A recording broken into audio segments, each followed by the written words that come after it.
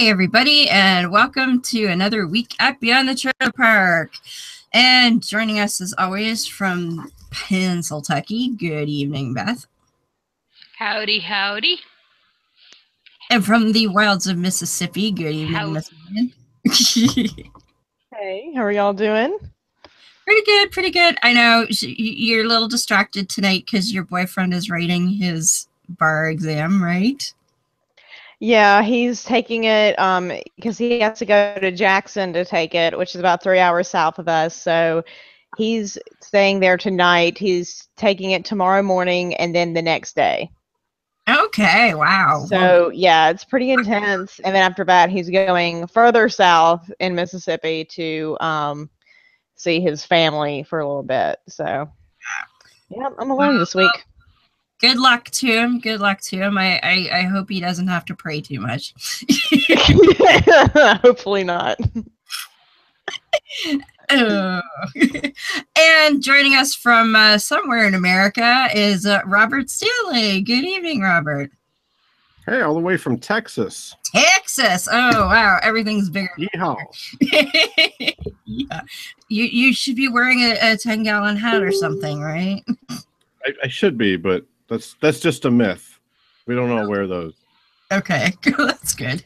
No, it's true. We all wear them. It's just you have to in Texas. Well, it's kind of hard to fit earphones over one of those, I'm guessing.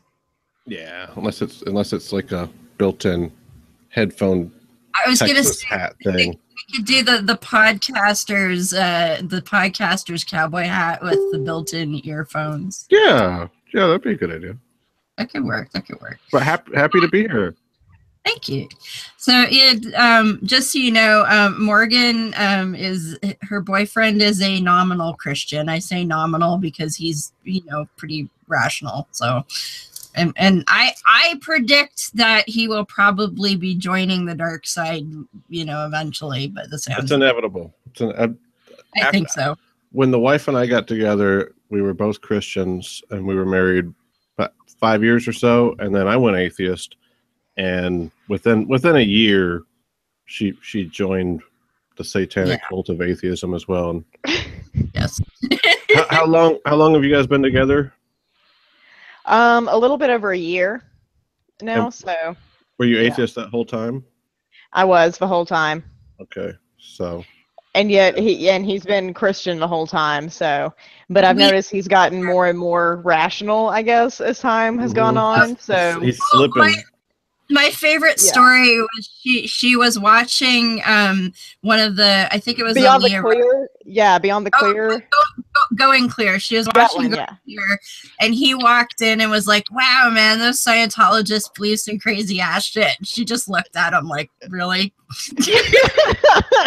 Like, what did he do? He was like, "Yeah, I'll just be over here." That's funny. I was like, "You believe in talking snakes?" Like, really, man? You're gonna tell somebody else that they believe is fucking crazy? Yeah, rib women. Yeah. That's funny. So you were Christian then, Robert. So how? Yeah. Grew up in a fundamental independent Baptist pastor home. Dad was a preacher. We moved a good bit from church to church, and then went to Bob Jones University to be a preacher. My brother became a preacher, and everybody in my family was in some kind of form of ministry, except the women, because well, we don't want that, right? That's you're not gotta stay silent. Yeah, but I got really upset. It was right around 9/11, and right after both the towers were attacked in 2001, the dean of students came on over the microphone to all the dorm rooms at Bob Jones University, which is a Christian school. Even worse than mine. Where'd you go? I went to Houghton in New York. Yikes. Yeah, sister college to Wheaton. I am sorry. I'm sorry for your suffering. But it's right after 9/11, the dean of students comes on and says, "Well, that was God's judgment on the city of New York. God used the Muslims to judge the sinners," as if New York City is just, Sodom and Gomorrah or something, you know, just without the fun butt sex. And they they all stood by that, and it just pissed me off. Even as a Christian, I thought this is bullshit, you know? Can we say bullshit on here? Is that okay? Mm-hmm. We can say whatever the fuck you want. Fuck yeah. But yeah, so I left there, and my doubts kind of grew after that. And it wasn't until my late 20s, early 30s that I would say I went atheist, but that was definitely all leading up to it, you know. Right. So how did the seriously religious family take that? Well, my sister went Catholic. Ooh, So from an independent Baptist household, one child going atheist and the other one going Catholic, it's like they totally missed out on rebuking me of my wickedness because they had a Catholic there, which is like somehow worse. I don't know why that's worse. It's just worse. It's still a theist.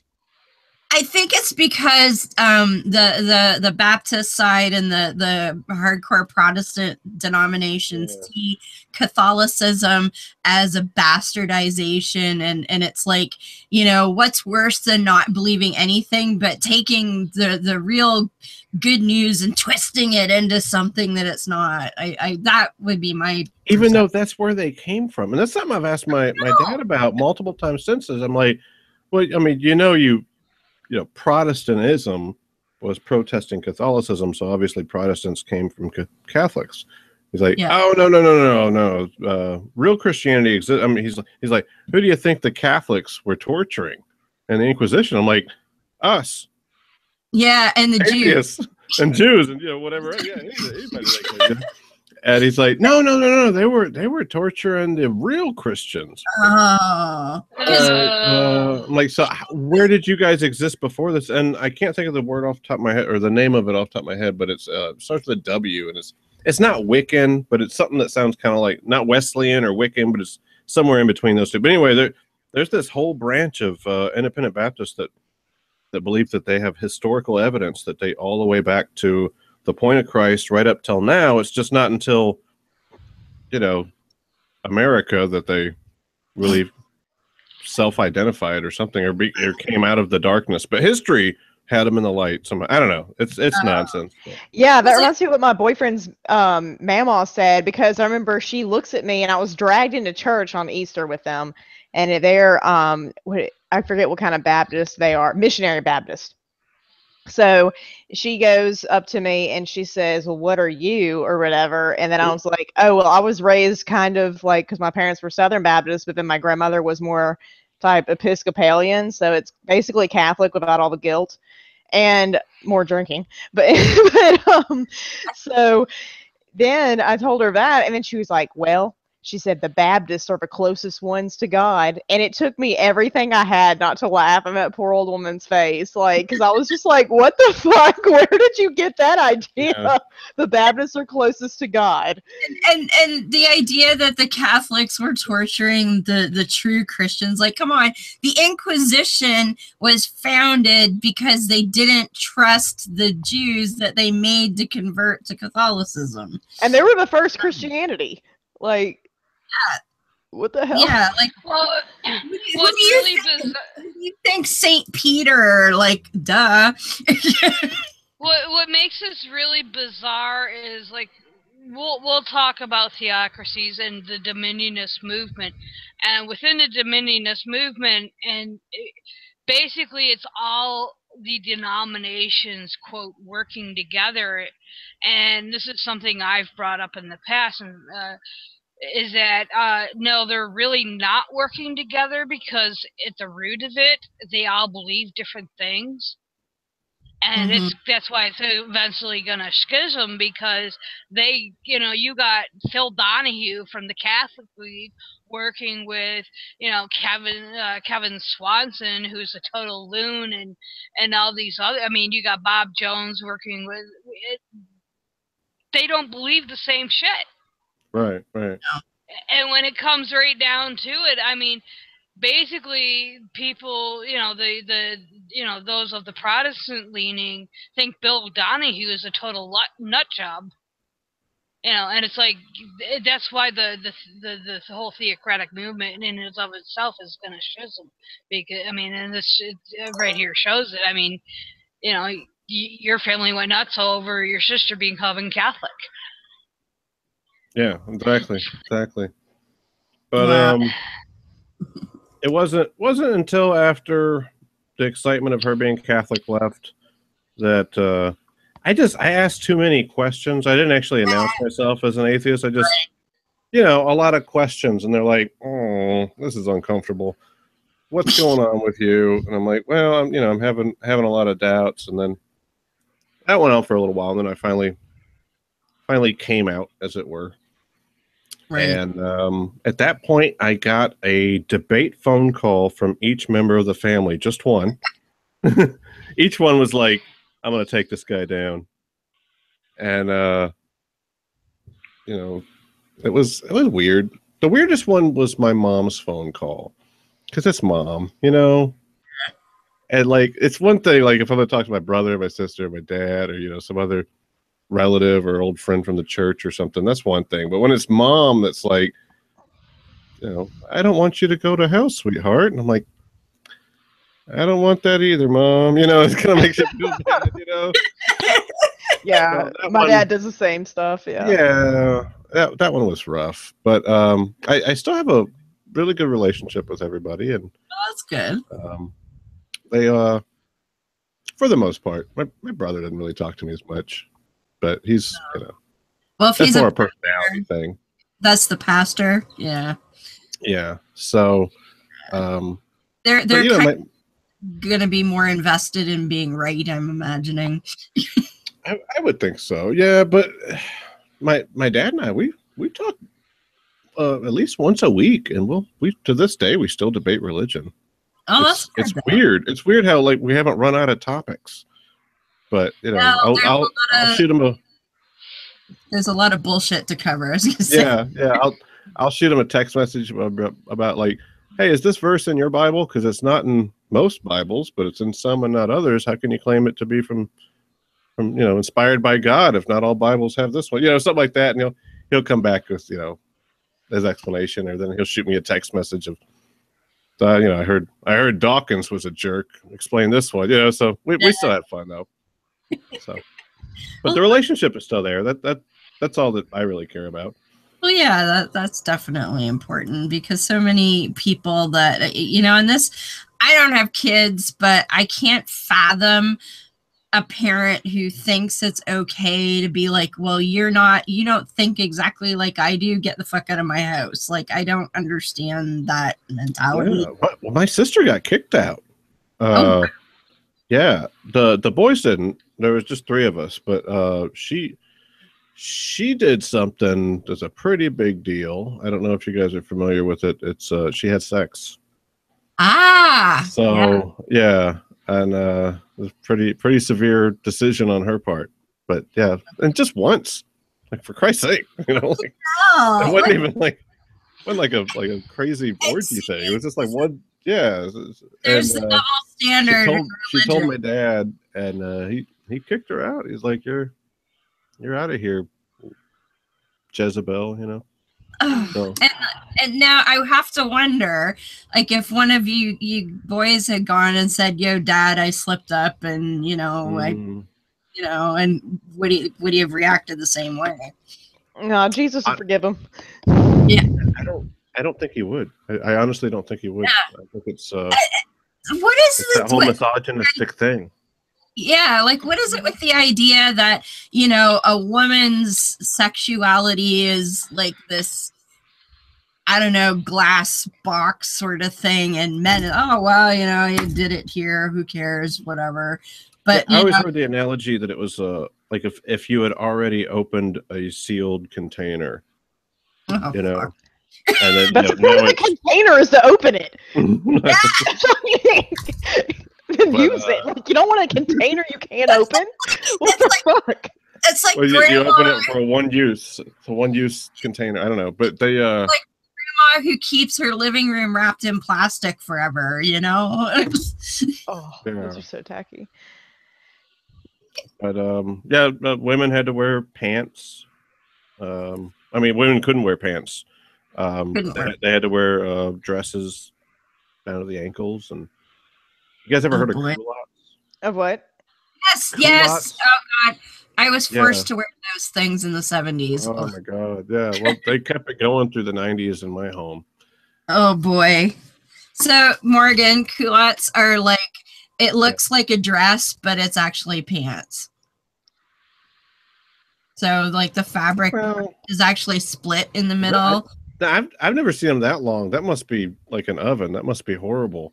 Well, that was in the 70s. I don't know. What were yours, like knee length or? Yeah, the culottes I remember were, and who knows, really, like we're debating the fashions of weird creationist people. Anyway, but I need to look up a picture. But I don't know. I would assume it starts with a K just because it sounds weird, and weird words start with K's. But yeah, they were skirts with shorts on the inside that were all sewn together, so that even if you didn't keep your knees together, you wouldn't give up any of the secrets. Yeah. So, well, actually, the ones that I'm thinking of, they're similar. Now, I was thinking maybe it was a generational thing because we also. I'm wearing some right now. All right. No, wait a minute. You know, there's a no pants rule in Hangouts. You can't wear pants in Hangout. Just so you know. I had an interview with someone, and he wrote this fascinating book. I should not be too descriptive in case he's listening to your show, because that would be embarrassing. He's a nice guy, and I wouldn't want to embarrass him. But anyway, I'll just say he wrote this book about psychology of belief and why we have faith and that sort of thing.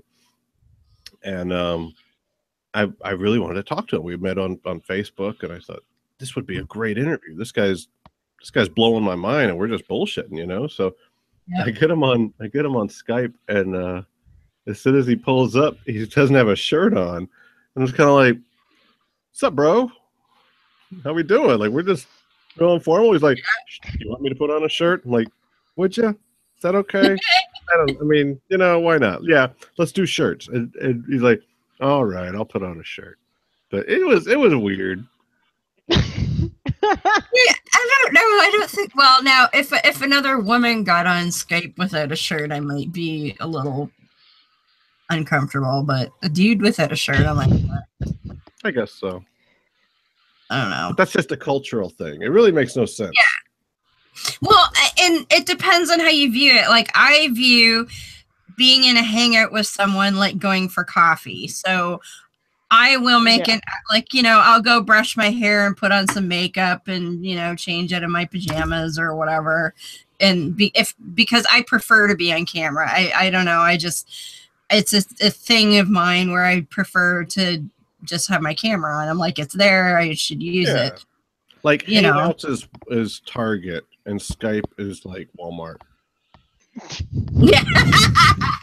Like, you know, you're like, kids, come on, we're going to the Target. Get it together. We can't get loud in here. I'll get dressed for Skype as well, though. Is there a woman coming through screaming about the Bible? I don't know if y'all saw that about that. I was just thinking, how crazy was that? And her like 12,000 kids were behind her, and I was like, "Oh my gosh!" I felt so bad for her kids because I could not imagine if my mom was like that much of a crazy pants person. Well, I remember my dad used to witness to people at the grocery store growing up. Oh, we would just be in line, and like he was that you know, firebrand preacher guy that's gonna come. Like he was. I don't want to like make him sound like he's an asshole or something, but he would like go around people like, you know. If you died today, would you go? Would you know that your soul would go to heaven, sir? Hi, my name's, you know, just like like, holy crap. He was enthusiastic, I guess. Yeah, totally. Wow. And everybody always gave like the exact same answer. They all like leaned back, like leaned away, like, absolutely, I believe in the same thing you do. Nice to meet you. No, go away. Like, never once do I remember growing up somebody just being like, well, I want to push back on that right here in the middle of the HEB or the Piggly Wiggly or whatever. You know, like, I'm going to give you some pushback. Let's have this conversation. And plus, you're in Texas. It's like when people are like, I need to tell kids about Jesus. They've never heard of Jesus. And I'm like, we're in Mississippi. They've heard of Jesus, I promise. Like, what the hell? You think there's a bunch of like... That's always what I hear anytime I'm like debating someone, and I try and use the, you know, whatever region you grew up in is whatever God you believe in thing, you know, that old chestnut. And anytime I say that, every one of them are like the same way. They're like, oh no, I didn't, you know, I wasn't Christian when I grew up. Like, we didn't really have a Christian home. And it's like, yeah, but they still believed in God. It's like the people that come and to give these talks at like my private school, they'd be like, oh, this is before I was a Christian, and you know, I was just drinking and doing what I want to do and all this stuff. And I'm like, but you still believed in God and Jesus, you just weren't so hardcore about it. Exactly. Like, exactly. that's what Even it is. It's not like, and they'll be like, I was an atheist, and I'm like, no, the fuck you weren't. You still believed in God. They always do that. The Every revivalist is like, syndrome. Yeah, revivals especially. Yeah, every revivalist is always like, you know, I was the most atheist person ever, right up until, you know, this day, and it's all bullshit. Yeah, you can't be in America and not hear about Christ, you know, even on December 24th, or you know, and even before Christmas, you still heard about them. It doesn't matter if you were born in the Appalachians and lived in a shack your entire life. You're still going to know who the fuck Jesus is. Right. Yeah, and then what killed me is, again, at that Easter thing, the guy was like, you know, I looked into Islam or whatever, and there's this, like, he's like 27 years old and from Petal, Mississippi, and I'm like, no the fuck you didn't, because he was saying all this shit about Islam that was not even halfway correct. And I was like, really? But you looked into it super hard, bro. Yeah, a white guy from Petal, Mississippi almost became a Muslim. Like, tell me some more bullshit. Like, don't you realize that that's the same God? And like, that'll piss them off. You know, they're like, hell no. It's like, it's the same God of the Old Testament. They just go a different direction with Christ, just like the Jews do. And they're like, hey, we're cool with Jews. We're Judeo-Christian. Jews are right, but them Muslims, it's like, that's not that different. It depends on the kind of Jew, though. It depends on the kind of Jew. They're not down with, like, secular Jews and stuff like that, because they'll turn around real quick and be like, the Jews control the media. Or, you know, the Jews are greedy and care about money and all those, you know, stereotypes or whatever. But then when it's convenient for them, they'll be like, oh, we love the Jews. But it's a very patronizing kind of thing towards them. Like, oh, you're almost there. And, like, pat him on the head and be like, oh, we just like Israel so much because that fits into our bullshit apocalypse theory. Like, that's the only reason we even care about Israel. I had this dude on the show that he said that he believed in lizard people, right? So I'm like, oh, this will be a fun debate. You know, are you kidding me? You know, like, I'm gonna get super stoned and talk to this guy about lizards. And so we start talking in like every other thing, and he's a shaman. He's a fucking shaman. I don't know what that means. And I even asked him, like, I'm like, excuse me, shaman. He thought it was cool. I don't know, and I made sure I said it over and over there. I'm like, so shaman, question number 2. I was gonna say he wasn't worshiping water, was he? Oh, I don't know. I don't understand any of his shamanities. I ran into a guy in this group on Facebook that we are in, and we call it the crazy group because I've found people in there that believe shit I never even heard of. But this guy, he worshipped water as God and called himself a hydro prophet, but he also I think he used the term shaman at times, but he believed that he was a lizard person. Oh shit! Oh, I didn't know that. It's like, I don't want to be me anymore. Well, what's funny is he turned into an iguana at night. Oh yeah, that's right. Book Dune to him, which is my favorite sci-fi series, and I've read the entire series. So I started quoting from the original 6, and he was like getting all down into it. And I said, "Fuck turd, I just quoted the book Dune to you." Oh my god. He was all he was all freaking it. I'm like, wow. I mean, that just shows you how you can make a religious belief out of anything. Yeah. So tell me about your lizard guy. Sorry, I interrupted. Oh yeah. I wanted to go all anti-Semitic here because that's which is something has never been said on your show, I'm sure. I wanted to be anti-Semitic. No, but no. Anyway, this lizard shaman guy, it just referenced what we were talking about before that. As we're talking, I wanted to talk lizards. I wanted to let's do this. Let's have some fun. And he just kept bringing up the Jews, and I'm like, yeah, they're usually very anti-Semitic because of the book by David Icke. It's like The Greatest Biggest Secret. Like he rails about the Jews and how they control the world and how like it's the Roths, or they say the Rothschilds, which is code for the Jews. Yeah, or they'll say the London banking district, which again code for the Jews. Yes. Well, I decided not to air that one. Not because I didn't like the racism or anything. Obviously that was horrible. It's just I'd be like, that's great radio. Sure, bring it in. But it was just like I didn't want to talk about the Jews. Like I don't know anything about that. He wouldn't talk about the lizards at all.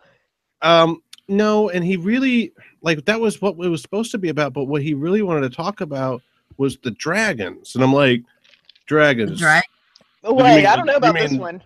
Yeah, like you mean the lizard people, right? And he's like, you can call them that, but they're really dragons. And I'm like, there was just nothing I could latch onto. And then he's like, but they're also Jews. And I'm like, all right, stop the Jew stuff. Like, stay on track. See, the whole, like Morgan was saying, that whole lizard people draws from obviously David Icke, but it also draws from the whole ancient alien hypothesis bullshit. It all gets really convoluted. How does the ancient alien end up having something to do with anti-Semitism then? Because basically they're suppressing, or they feel that early Middle Eastern cultures did not have the capacity or the smarts or the whiteness to create the cultures they did because they were stupid motherfuckers. It's basically white supremacy hidden. Be clear, Zachariah Stitchin, who started this whole thing, does not come off as far, and they will deny it, but if you dig into the whole ancient alien thing, it's basically white Europeans are better than Egyptian culture or whatever Middle Eastern culture. Like we're closer to original aliens or something somehow? Is that what that is? Well, they needed the aliens' help because they weren't perfect people. The only way they could do what they did. Okay. I was going slow on there for a minute. Okay, so the Egyptians needed the aliens because they weren't white. But what were the white people doing at that time? I mean, I know I'm not arguing with you. I'm just saying their argument. Well, that's the thing. Their argument just hangs on that. And you could get really deep into it, and I did for a while. I had to actually back off because it was really fucking with my head. But a lot of your Christian identity movement is founded in the same ideology and same theology. William Branham, the whole, Ham being black, and it gets into that whole thing is all interconnected, and it's really psychological. And the Mark of Cain, I've heard that one too. Yeah, the Mark of Cain, the serpent seed doctrine, all that gets it. Yeah, it's a really wild. It can get into a wild discussion. Yeah, it's a big. Oh, so apparently I got some news. Trump is trying to get the Boy Scouts to support him. Yeah. What? Yeah, I don't know exactly what he said, but it's all over Twitter. Their jamboree is, I think, next week. It's the one they have every 4 years, and supposedly he's slated to speak at this jamboree, and he's like one of 10 presidents in the last 50 years or so that have done it. Of course, he's going to make it into a political thing. Yeah, he was speaking at them, and he's talked about Obama and had everybody boo President Obama. What? At a Boy Scouts thing. Well, the Boy Scouts really boo? weren't supportive of Obama because they thought Obama was an atheist. Wow. So that wouldn't surprise me. I always heard he was a Muslim. I thought that was their claim. Yeah, he's an atheist Muslim. He's an atheist Muslim. No. Socialist, communist. I'm leaving one out. Atheist, Muslim, Socialist, Communist. And Michelle's a man. I thought that one was the word. 'Cause the whole. I know. What is that about having to change the gender of African American people? Because anytime it's a male African American celebrity, they got to get them to dress as a woman. It seems like you know what I mean? Like it's every single black actor or comedian or whatever has to do it. And if it's a woman, they're all like they're too aggressive. Let's make them seem like they're men because they're threatening in a way. It's to otherize them. I think that's my personal theory, is to otherize them and make them seem as if they're not like us because their women aren't quite women and their men aren't quite like men. And especially with African American men, it's because they want to make them seem less threatening, because white men are usually threatened because they're racist as fuck. And so what they do is they're like, oh, well, they're not so threatening if we put them in a dress. But then to demonize, you know, black women, like we saw this a lot with Michelle Obama. I noticed everyone talking about her arms and how, you know, you know what it looked. Mm-hmm. It is, dude. Think of with this very misogynistic. I know when I say the word "like" more than 5 times in a row, I'm coming up with something. so I don't know. Anyway, okay. So the guys and the girls, like, what do they both have values to with those kind of people, right? Like white, you know, sexist kind of. The men are going to have the dominance, so we have to take away their dominance factor. And women's value would be sexual, so we have to desexualize the women. So it's exactly what you're saying. It's not just otherizing; it's just but they whatever power. At the same time, because you'll see, like, with black girls, they'll treat them like they're, you know, grown women and things like that, and they'll hypersexualize them to a degree and make them seem as if they're, you know, whores and, you know, welfare queens and things like that. Yeah. Okay. So I think they do both at the same time in a weird way. Yeah. Well, and it always struck me as weird that, you know, so let's just, you know, go with the stupidity and be, oh, well, Michelle Obama was a man. Why would that change anything about who she was or what she said or you know, or that whole, well, she's a man and they adopted their kids.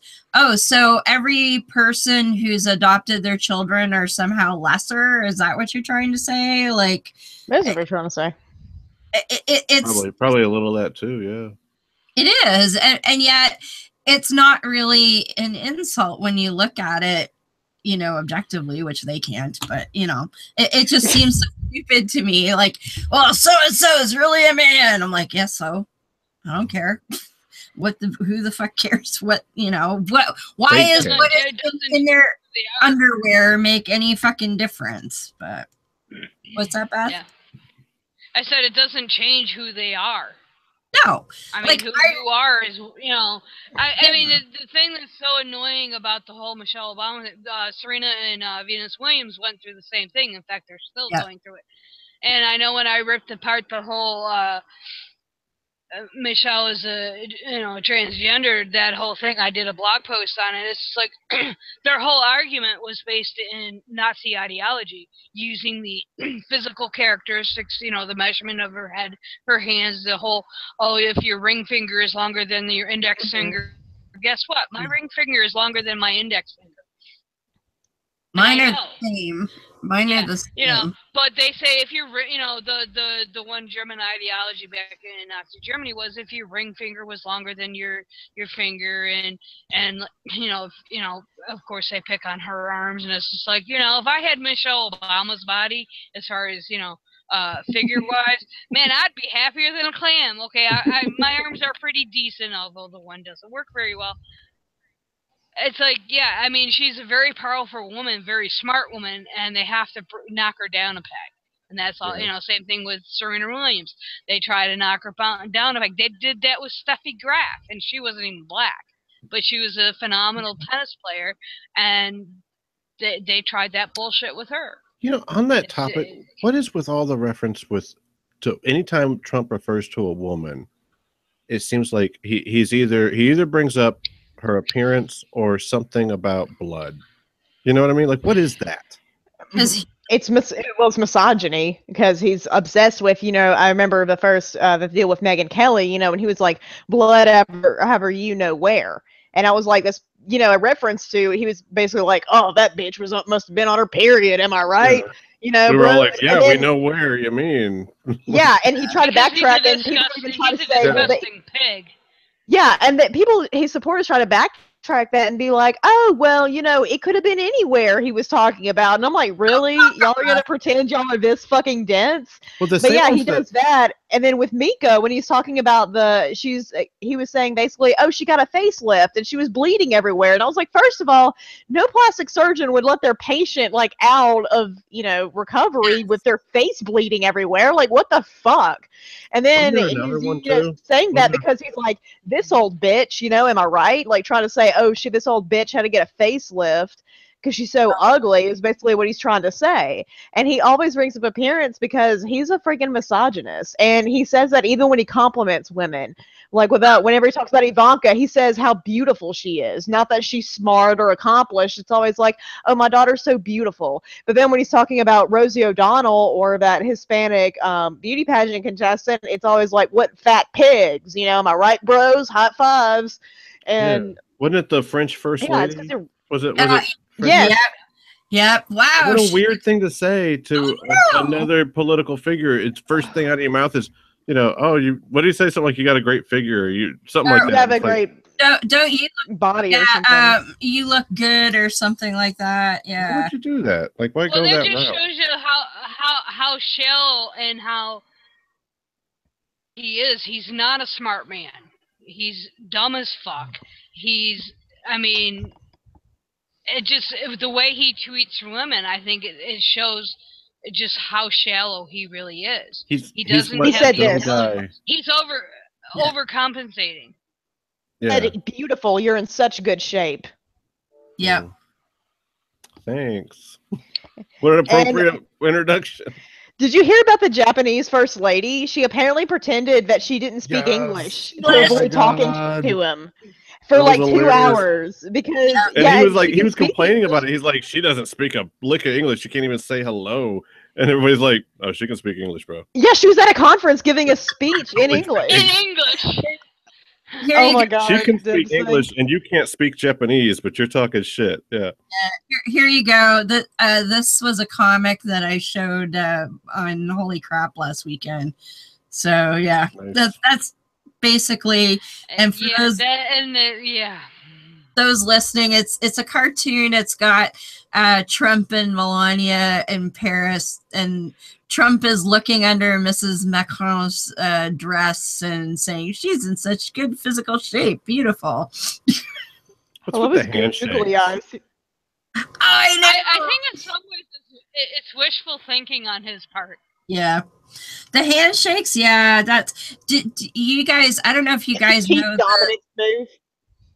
I don't know if you guys know the story, but the first time he met Trudeau, apparently somebody warned Trudeau ahead of time. So Trudeau, if people don't know, is actually a trained boxer. He's did charity boxing matches as my hero. He's such a cool motherfucker. He actually boxed another senator for charity when he was an MP. But anyway, he was warned about Trump and his handshake thing. So he actually, if you watch that first handshake, Trudeau totally like leans into him and throws him off balance because he knew it was going to happen. And he's, muscular, trained dude. So yeah, he totally fucked him over that way. The communications director for the White House, the new one that they got, he said that no president has ever been more athletic than Donald Trump. And I was like, Teddy Roosevelt swam nude in the Potomac River every morning. Like, Teddy Roosevelt was a badass and, like, boxed, like, for real. And, like, every time you see him, okay, so how he golfs, from what I've heard from people. Even Reagan. I mean, Reagan was an older guy, but he was in pretty good shape. Obama was in, like, baller shape. Because I remember seeing pictures of him at the beach and being like, hello, Mr. President. But So I remember seeing that from these people that go golfing on some of the courses, and they've seen Trump at the same golf course. He doesn't get out of a cart and walk. He's a total dick bag about it. And I remember what my dad said, if you ever go golfing, don't fucking do this because it's a dick move. Like, he will drive his cart like onto the green, like right up to the ball, and then get out and hit it, and then get back in his cart and drive all the way back. Like, he will not get out. And plus, every time you see him golfing, like, I think I saw him playing tennis, and it's just, you could see like his fat ass, and it's not fat in like a good way. It's like he's just got a fat ass. And you know what that reminds saying, I'm so healthy and fit. You know what that reminds me of? Because what summit was that he was at, that all of the world leaders went for a walk, and he was like trailing behind in his fucking golf cart. But that reminds me, I didn't hear about that. What? Yes, yes, walking. And he was in a golf cart? Yeah, he was in a golf cart, like, behind me.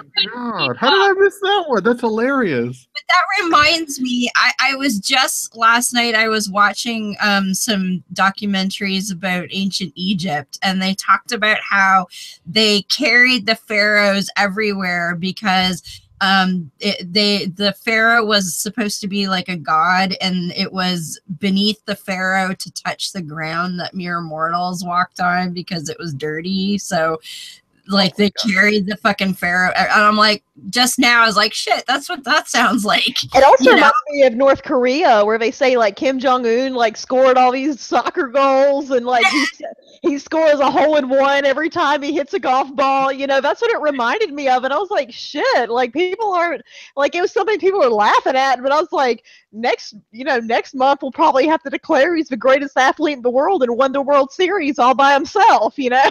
Like, and doesn't have a butthole. Yeah, and he doesn't have a butthole and doesn't poop, and you know, and unicorns sang when he was born, and you know, hummingbirds greeted his mother at his arrival, and yeah, just crazy shit like that. Like, if he has no asshole, why does he need a golden toilet? I know, right? It's for decor. And then it also, God, I forgot what I was gonna say, but how did we get here? I don't mean in the conversation. I mean that as well. But no, like, how the fuck did humanity get here? How long we've been here? 100,000 years? 200? I don't know. 150? Like, I don't know. It's just, what a weird scenario we're in. Even the idea of having like a person as president.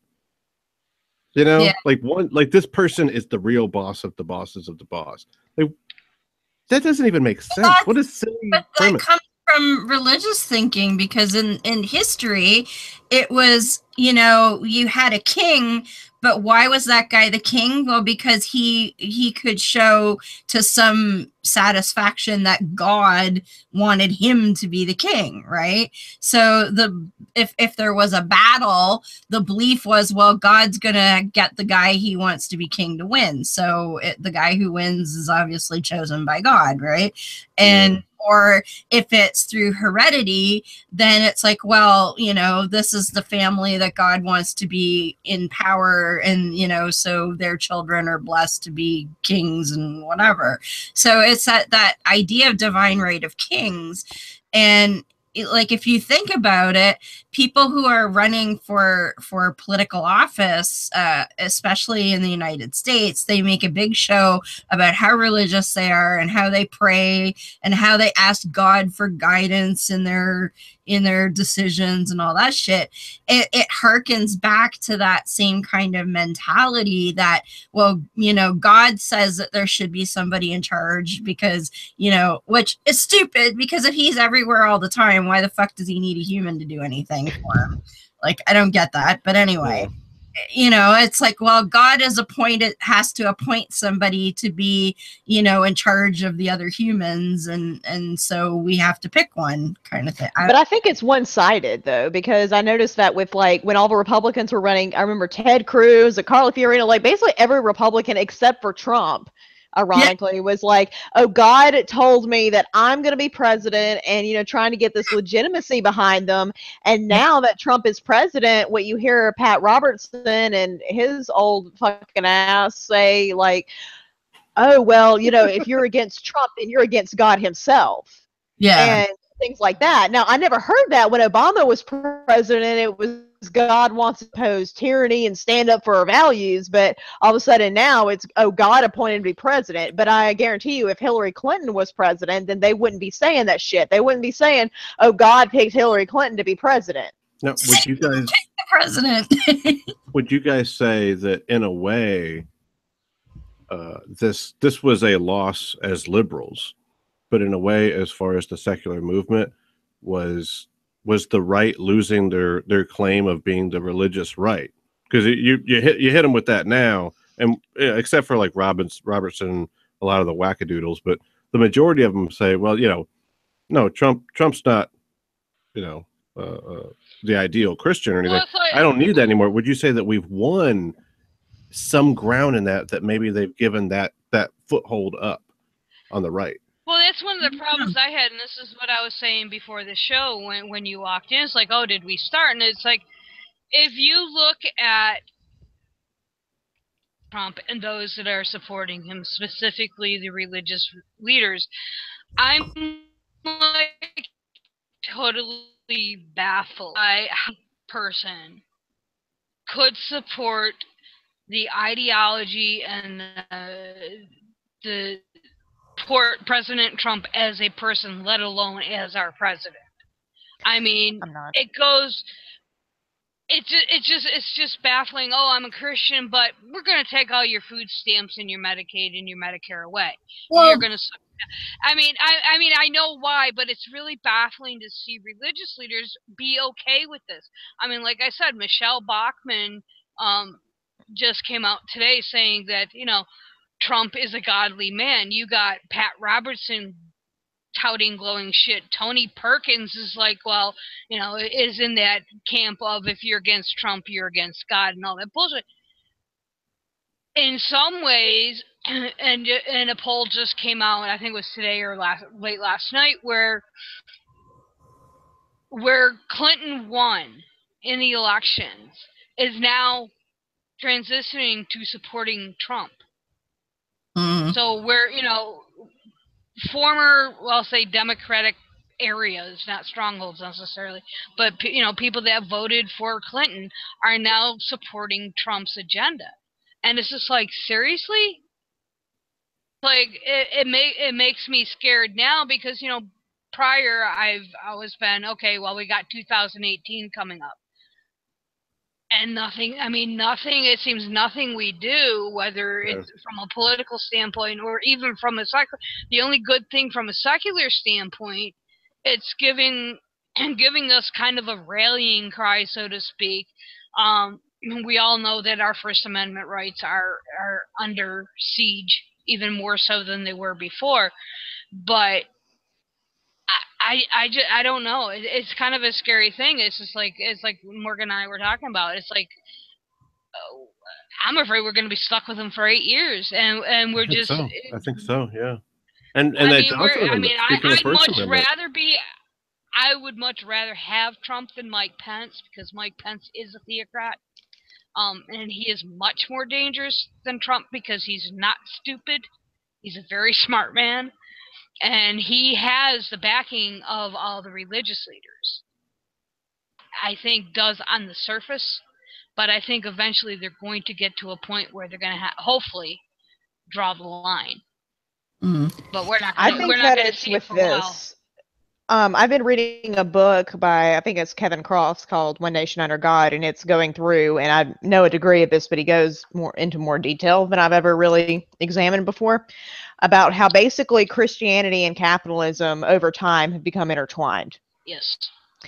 So basically so capitalism to them equals Christianity. Yes. And Trump is everything that's basically wrong with capitalism, right? He embodies it. He can do whatever he wants to because he's wealthy. Even my family who supported Trump was saying things like that. Oh, well, he wouldn't be so rich if he was dumb or if he was a bad person, because that prosperity gospel also feeds into that, right? God blesses you if you're rich, if you're but like you're saying, like it mixes with capitalism and Christianity, because it's not just prosperity, but with capitalism, and this is just, it was straight up propaganda from the beginning, was that well, people that work hard get to play hard, or if you put more effort into life, you get more out of it.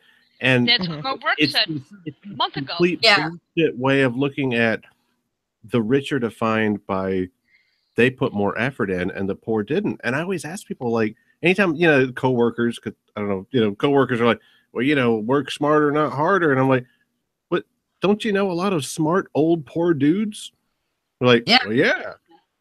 Well, don't you think that maybe some kind of chance plays a factor here? It's also the idea that if somebody is poor or not, up to the level of prosperity or whatever, that they have somehow done something to deserve they that. Deserve it. Yes. Yeah, Trump wouldn't be a bad person if he was so rich, is what they're basically saying. Oh, well, he can't be not a non-Christian because he's so wealthy. Why would God have blessed him so much? And all this thing, and they don't care about Trump himself. They care about their agenda. They think Trump's their guy. It's kind of like Ronald Reagan, right? Ronald Reagan was the first president we'd ever had that had been divorced. So you'd think that would turn evangelicals off, but instead he turned it into this, I might be divorced, and he himself wasn't super Christian. I mean, he did them the lip service, the same as Trump, but I mean, deep down, everybody knew he's not like a true believer. But the thing with Reagan was he was their guy. Like, he was going to watch out for them. Yeah. And that's what they cared about. They didn't care necessarily about him as long as he pretended he was sufficiently enough, and as long as he backed their two gods, which is their fake-ass Christianity and then their capitalism. Well, and that's where the idea that you were saying, Beth, is like, how can these people say they're Christians and then deprive the poor of resources? Well, it's because they believe on some level that those poor people, they must be terrible, horrible sinners, and so this is God's just punishment. Like, we'll make sure that they don't croak. Well, mostly, and if they do, oh well, that was God too. We'll make a minimal effort to keep them from croaking, but other than that, they don't deserve anything else, because obviously they've done some horrible sin somewhere, and that's why they're like that. Well, unless they're a coal miner, we're supposed to care about them. Oh yes. What kills me is you get the idea about taking things away, but yet, a couple weeks after my stroke, because we were going into the holiday Thanksgiving season, I had people who told me, I must have done something wrong, to have to, well, at the time it was one, have my first stroke, but then turn around and tell me that I have a lot to be thankful for. I remember that. I'm like, seriously? Okay. But what's funny is I've posted before, primarily I think on my timeline, so I'll dig them out and put them in the group, about this whole mixing of the capitalism with the prosperity gospel, and that actually goes back to the 1930s. Mm-hmm. This whole, and I've talked about it before, this whole agenda with this mixing of capitalism with the prosperity gospel, that's been ongoing for over 50 years. So to attack the New Deal. Yeah, exactly, and it gets into that. It actually is the Manufacturing Association was the formation of it, but the whole thing, Mo Brooks, what was it, about 6 weeks ago? I'm kind of blurry because the whole ACA debacle is blending into one very long day. But it's like Mo Brooks basically said, well, poor people wouldn't get sick if they were leading the good life, and I'm thinking, no, I got sick because I didn't have proper medical care, you dumb fuck. Yeah. Right. Are those the only two presidents that have been famous that, like celebrity kind of famous, was Reagan and Trump? Or have there been that were like actors and like in the public eye? Yeah, something like that. They weren't like they're political beforehand. Well, Reagan was the governor of California before he was president. So he'd at least had some political experience, but before that he was an actor, and he was involved with the groups that were trying to tie in that capitalism with Christianity kind of thing. And at these, he would go to these rallies and things like that as an actor. And then that's sort of when he became more entwined into politics and, one of those actors that would, decry communism and the left and things like that. and that's how he got his political career started. Trump, though, has had no governing experience, as we know, and in any way, shape, or form. But he got his political start with the whole Obama was born in Kenya. Yeah. The whole birther movement. Yeah. All right. So what's going to happen in 2018? Is there any bright light at the end of the tunnel? Because I don't see it. No, because this country's stupid and I hate it. Well, it's like I was saying before. I mean, they're already picking, and I'm not picking on Kamala Harris as being our next presidential nominee for the Democrats. Now, I'm a Democrat, but I'm not. There's really no place for me to fit in. You're a Sanders supporter. We know. I'm not. No, not at all. No, come on. But it's just like, okay. Everybody cringed all of a sudden. Everyone's like, "Oh, Robert, don't bring that up with her." Oh no, it's not that. I just don't. I have a thing. See, this to me, it's so weird. No, it's just fine. It's so weird to me because this whole like you only have two choices bullshit. Like I don't know how you guys can function that way. Like Robert, because a lot of third parties are crazy. Well, third parties are nuts. Then we get Jill Stein. Oh yeah, I know. Gary Johnson, who doesn't know where anything is on a map, and he just sits around. Like I've met Gary Johnson before. Mm-hmm. I've had lunch with him. Yes. Ooh. What was that like? Is he like as weird in real life? He was just talking about his marijuana company the whole time. Like, yeah, he's basically a stoner. He used to be governor once upon a time, and now he's like an outdoorsy hippie, but he's like always had money. So I think a lot of his like libertarian philosophy just comes out of naivety. That's what it is. Well, it's so easy, just blah, blah, blah. And I'm like, dude, you've always had money. Like, I think all libertarian philosophy comes out of naivety, so. It does. I used to, because I met him when I used to be a libertarian for 6 months because I thought they were like a civil liberties kind of thing. No, it's okay. Right after I found then I realized, I was like, the same way. Yeah.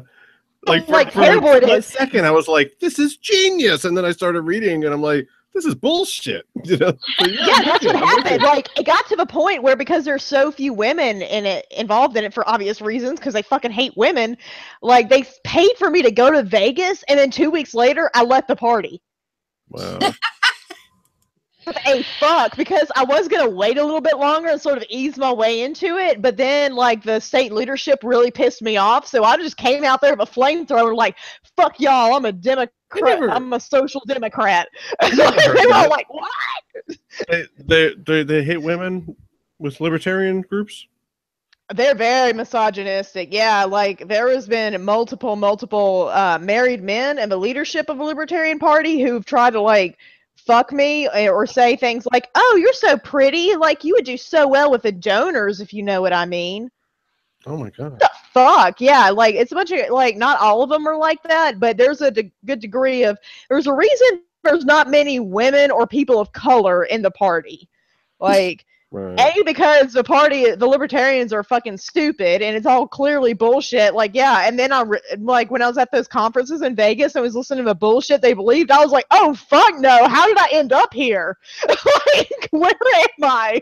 It was a weird time in my life. And then I came busting out and became a social democrat. And I was like, fuck all y'all. And then, a former state party leader actually says things like, "Oh, it was because I was like brainwashed by the University of Mississippi School of Law." You know, that bastion of liberal values. The anti-academia, anti-intellectualism. Intellectualism. And I was like, "Oh, but I was so intelligent before, but all of a sudden I'm brainwashed." Weird how that works.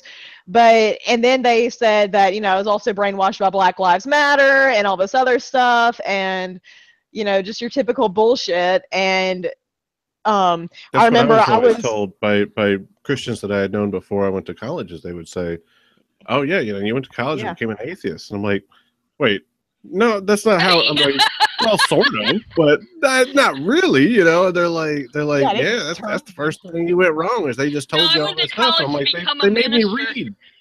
Well, doesn't it? They made me read. Yeah, they made me read Age of Reason. That's my favorite book. Yeah, that's my favorite book. It's like okay, I mean, it took another 10 years after the fact, but that actually is like, in I went to school to become a minister. And I ended up becoming a psych major. I eventually switched to psych major with a Bible minor. But one of the books I had to read in one of my philosophy classes was Thomas Paine's Age of Reason, which anybody that listens to the show knows that Deb and I and Foda and, are really big into the Age of Reason, and that's actually I didn't know that. That's so cool. Yeah. Oh yeah. That actually planted the seeds of doubt for me. But see, my problem is my doubts weren't so much scriptural as they were doctrinal. I grew up Lutheran, Missouri-centered Lutheran. I went to a Wesleyan Methodist college, and I converted to the Pentecostal charismatic movement. The whole speaking in tongues shit. She's tried a lot. Yeah, and then I was diagnosed with bipolar, which explains the whole Pentecostal thing. So yeah, it's just like, but it wasn't for another 10 years where the doctrinal then began, where I started looking at some of the stuff that Paine brought up in his book. Because back in school, the apologia that they gave us to water down his criticisms were basically one of two things. It was either, oh, well, they concentrated on the fact that he was in a French prison and nobody would, quote, rescue him. And, well, this is what the devil will do to smart people. He will that whole, it's like, but they really didn't get into the philosophy of it so much. But it's just like, it took 10 years for it to grab. I saw you. Did you grab the book? Yes. Oh, no, I got this instead. Oh, that's clever. My favorite souvenir from the Reason Rally, and that's for those of you listening. It's my Thomas Paine fan, and it's a literal fan, and it says I'm a Thomas Paine fan, and it's got a picture of Thomas on it, and it's awesome. My favorite part of that book, and this is I was dabbling a little bit with non-belief, but I was kind of looking more toward like Eastern stuff, like Taoism and that sort of thing, because I'm like that. If I'm gonna accept that the Bible has some faults, and there's definitely some moral issues with rape and genocide and what have you, little stuff, and then a Book of Job and flooding and like all those things were coming at me before I read this book. But I was thinking like let me look into Taoism a little bit, but I wasn't really atheist. And then this book really pushed me over the line. This was the book that really did it, and it was whenever he said that Christ had mentioned how Moses wrote the law, and by law he was referring to the Pentateuch, the first 5 books, and we always think of Genesis and whatnot. And I thought, okay, so if anybody is wrong about this, it can't be Jesus. Jesus has got letters in red. That much I can hang on to. I can let all this other Old Testament stuff, like most Christians, when you're like, hey, what about this from the Old Testament? Well, that's Old Testament. Like, I'm going to hang on to that. But then he says, okay, but if he actually wrote it, how is it that in the writing it says that he went up by himself, talking about Moses, went up to the top of the mountain and died? Yes. Who wrote that if he's the author? And I was like, God damn it. Like, I just lost God, like, right in that paragraph. Like, that was the last straw for me. See, we don't study Thomas Paine, and at least not in my schools back in the day, because Canada, but I only read it 2 years ago for the first time, and I was floored, like, that somebody would write those things in that era. But I love, and this is total paraphrasing, but when he goes through all the gospels and he's pointing out, well, this gospel says this and this one doesn't, and this and that, but it talks about how, I believe it was Mark who goes on about the earthquakes and the ground opening up and the the dead saints getting up, and paraphrasing, but Paine basically says, how the fuck do you miss zombies and earthquakes? Like, I was just like, somebody would have made a note in their diary, been like, zombies walked around today. It was quite odd.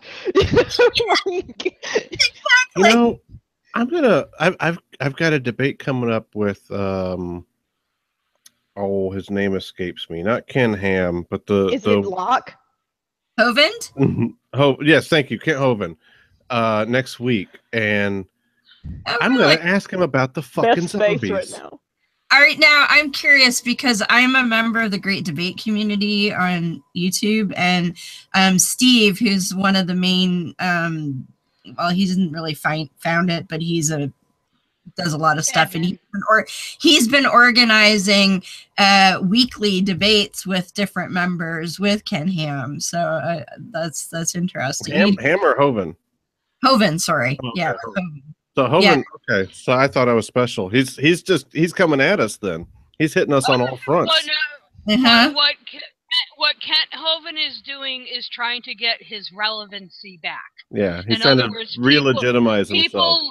Yeah. Yes, people like Arnra, Dawkins are bigger names. Will not debate him. Will not debate Ken Ham because they are creationists. I agree and I disagree. It's one of those.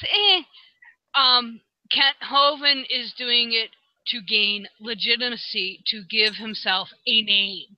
He does not care if he wins or loses. He just did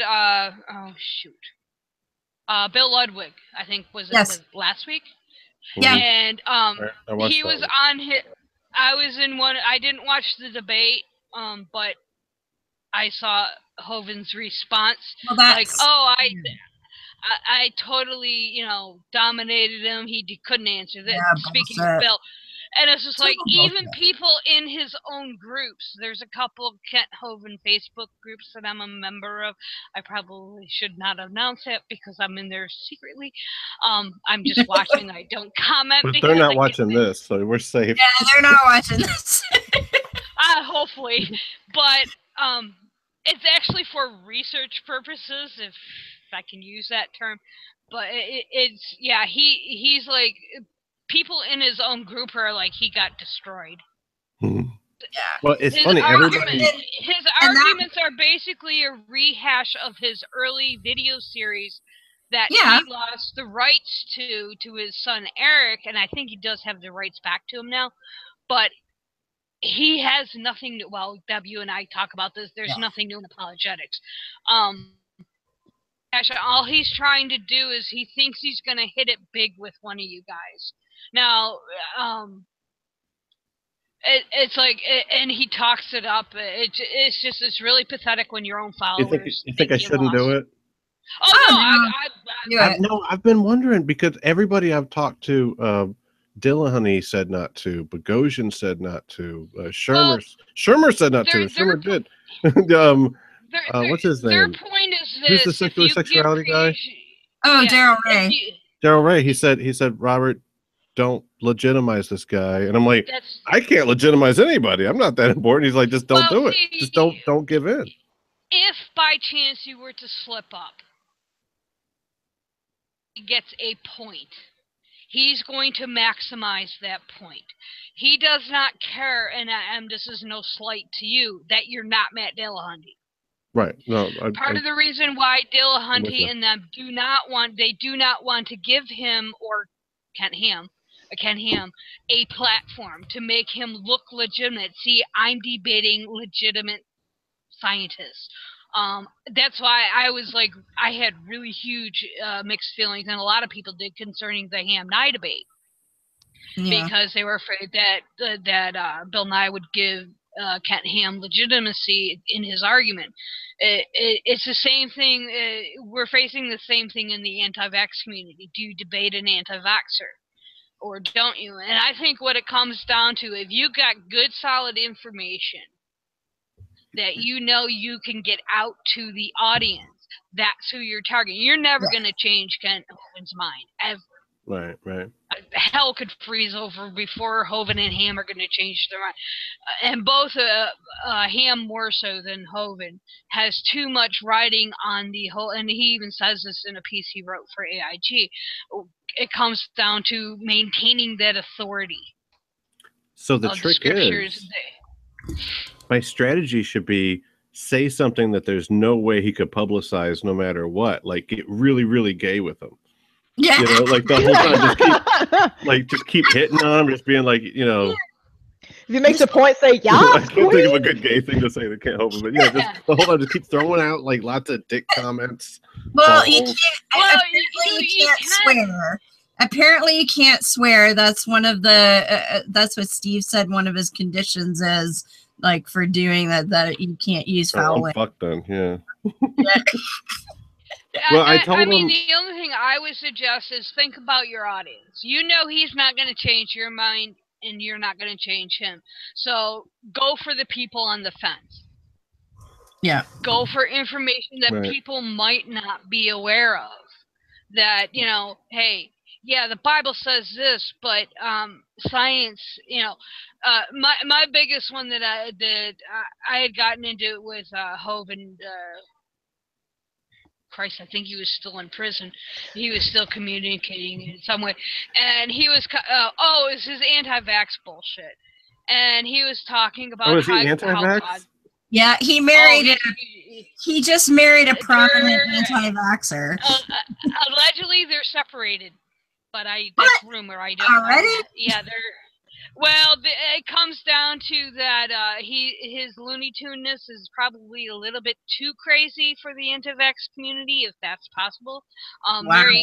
Mary Toko had a legitimate, how to say this, business into the anti-vaxxing, and she had a lot to lose. Is getting mixed up with Kent Hovind and his sovereign citizen bullshit.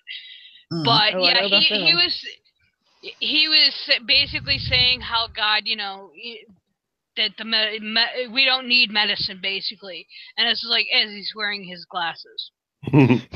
And I used it on Gordon Klingenschmidt as well. He was talking about it. It's like, I don't think you should talk. You're wearing glasses, fucktard. You know, the whole blemish, don't take the blemish out of my eye till you take yours out. You know, that whole, it's like, but yeah, if you go for points, they might be obscure. But if you go for points that people might be confused about, you know. Well, I'm thinking I might just let him get out his spiel on his creationism. You know, if he'll go 5-10 minutes, something like that. As long as it's not too long, and I got to be like, okay, dude, stop, shut up. You know, but let him get his whole thing out and not even really respond to it, but just go right for. And I don't know yet. I mean, he just agreed today, so I haven't had a lot of time. But I was thinking like maybe go right for how do you define evolution? And if you can't explain it back to me, I'm not even going to say I have evolution right. Okay, me saying this to him, of course, right? The four of us would agree, of course. But you know, me saying back to him, I'm not even going to tell you what the definition of evolution that I hold to. But if you can't tell me what I'm thinking of when I say evolution, then we're not talking about the same thing. And get him to break down, like actually try to, maybe a dumb idea, but try to reason with him a little bit and just break down, like, look, words have usages, so let's use this the same way. And if you're saying a rock to a man, well, I don't believe in evolution either. So we can skip right past that, you know, and try to get him to at least go that route. Unless, I mean, if he just sticks to his fucking format and he won't reason at all, then I'll just try to present it that way and go, okay, look, I can't even have a reasonable debate with you. And maybe that way I can present him as false, you know, or just full of shit. Well, but if he'll reason with me a little bit, then I can be like, okay, well, let's talk about that. And I was hoping to not, I just want to avoid the whole creationism thing and just say, see, let's part talk about of Ken Hamstick is the whole observational versus historical science. Fucking somebody say it. With somebody Hovind, say it. Were you there? Were you there? Yeah. Okay. Were you there? Hovind, the banana, the atheist nightmare. No, that's great. Hovind, he And doesn't. he keeps bending back to his mouth the whole time while he's talking. Yeah. That With was Hovind, he doesn't quite go that far, but I think a lot of it you could get him on the whole terms notion, like what is evolution. But again, you're not going to change his mind, and so you got to couch it in a way that, you know, think that someone who's I think she's. What would change their mind is as far as a definitional. There you go, guys. Yeah, there you go. Oh yeah, Amish Wolverine. Yeah. You're muted, Morgan. Who else is trying to become relevant again is Pastor Greg Locke. Yes. Yeah, he's tried. Why does that sound so familiar? Who is that guy? He's done a bunch of. Was he the guy who cried about the Planned Parenthood donations that were being sent in his name? Yes, him. Oh, But he's made a bunch of other stupid ass videos before, and so, anyways, he said on one of his videos, this is back when I was co-hosting No Religion Required with Bobby Ashley and the Prophet Jeremiah. So he said, I will take on any atheist podcast and debate them. So we said, all right, big boy, let's step, you know? Yeah. So he went and he said, okay, we'll do it. And we set up to do it on our regular show time, which was on Sunday.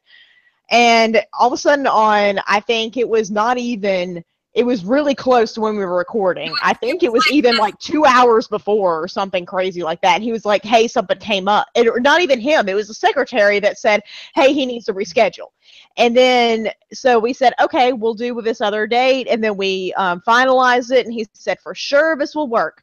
And again, like he's, saying all this stuff, him personally. And then all of a sudden we get another email from his secretary this time.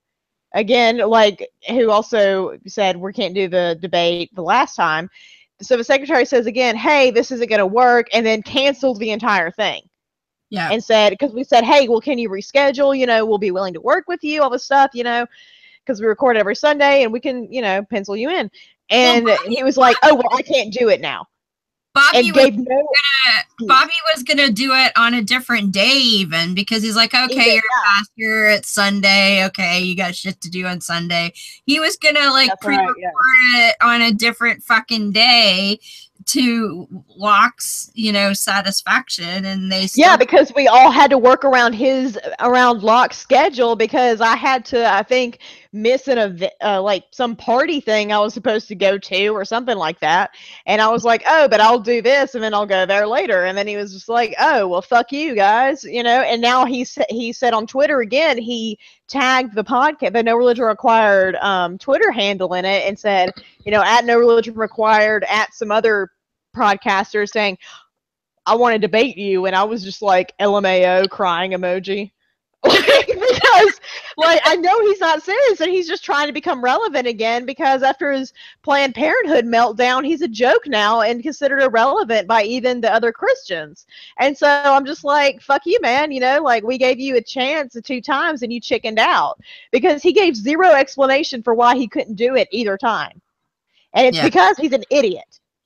Straight up, he's an idiot. And I remember we did have some, I don't know if you remember, Deb, but that creationist we had on No Religion Required, Pastor Tommy, who said this. He said, well, how do you know? Because we said, well, how do we know we all came from, Adam and Eve, essentially? And then he said, oh, well, how do you know the rings on Saturn are real?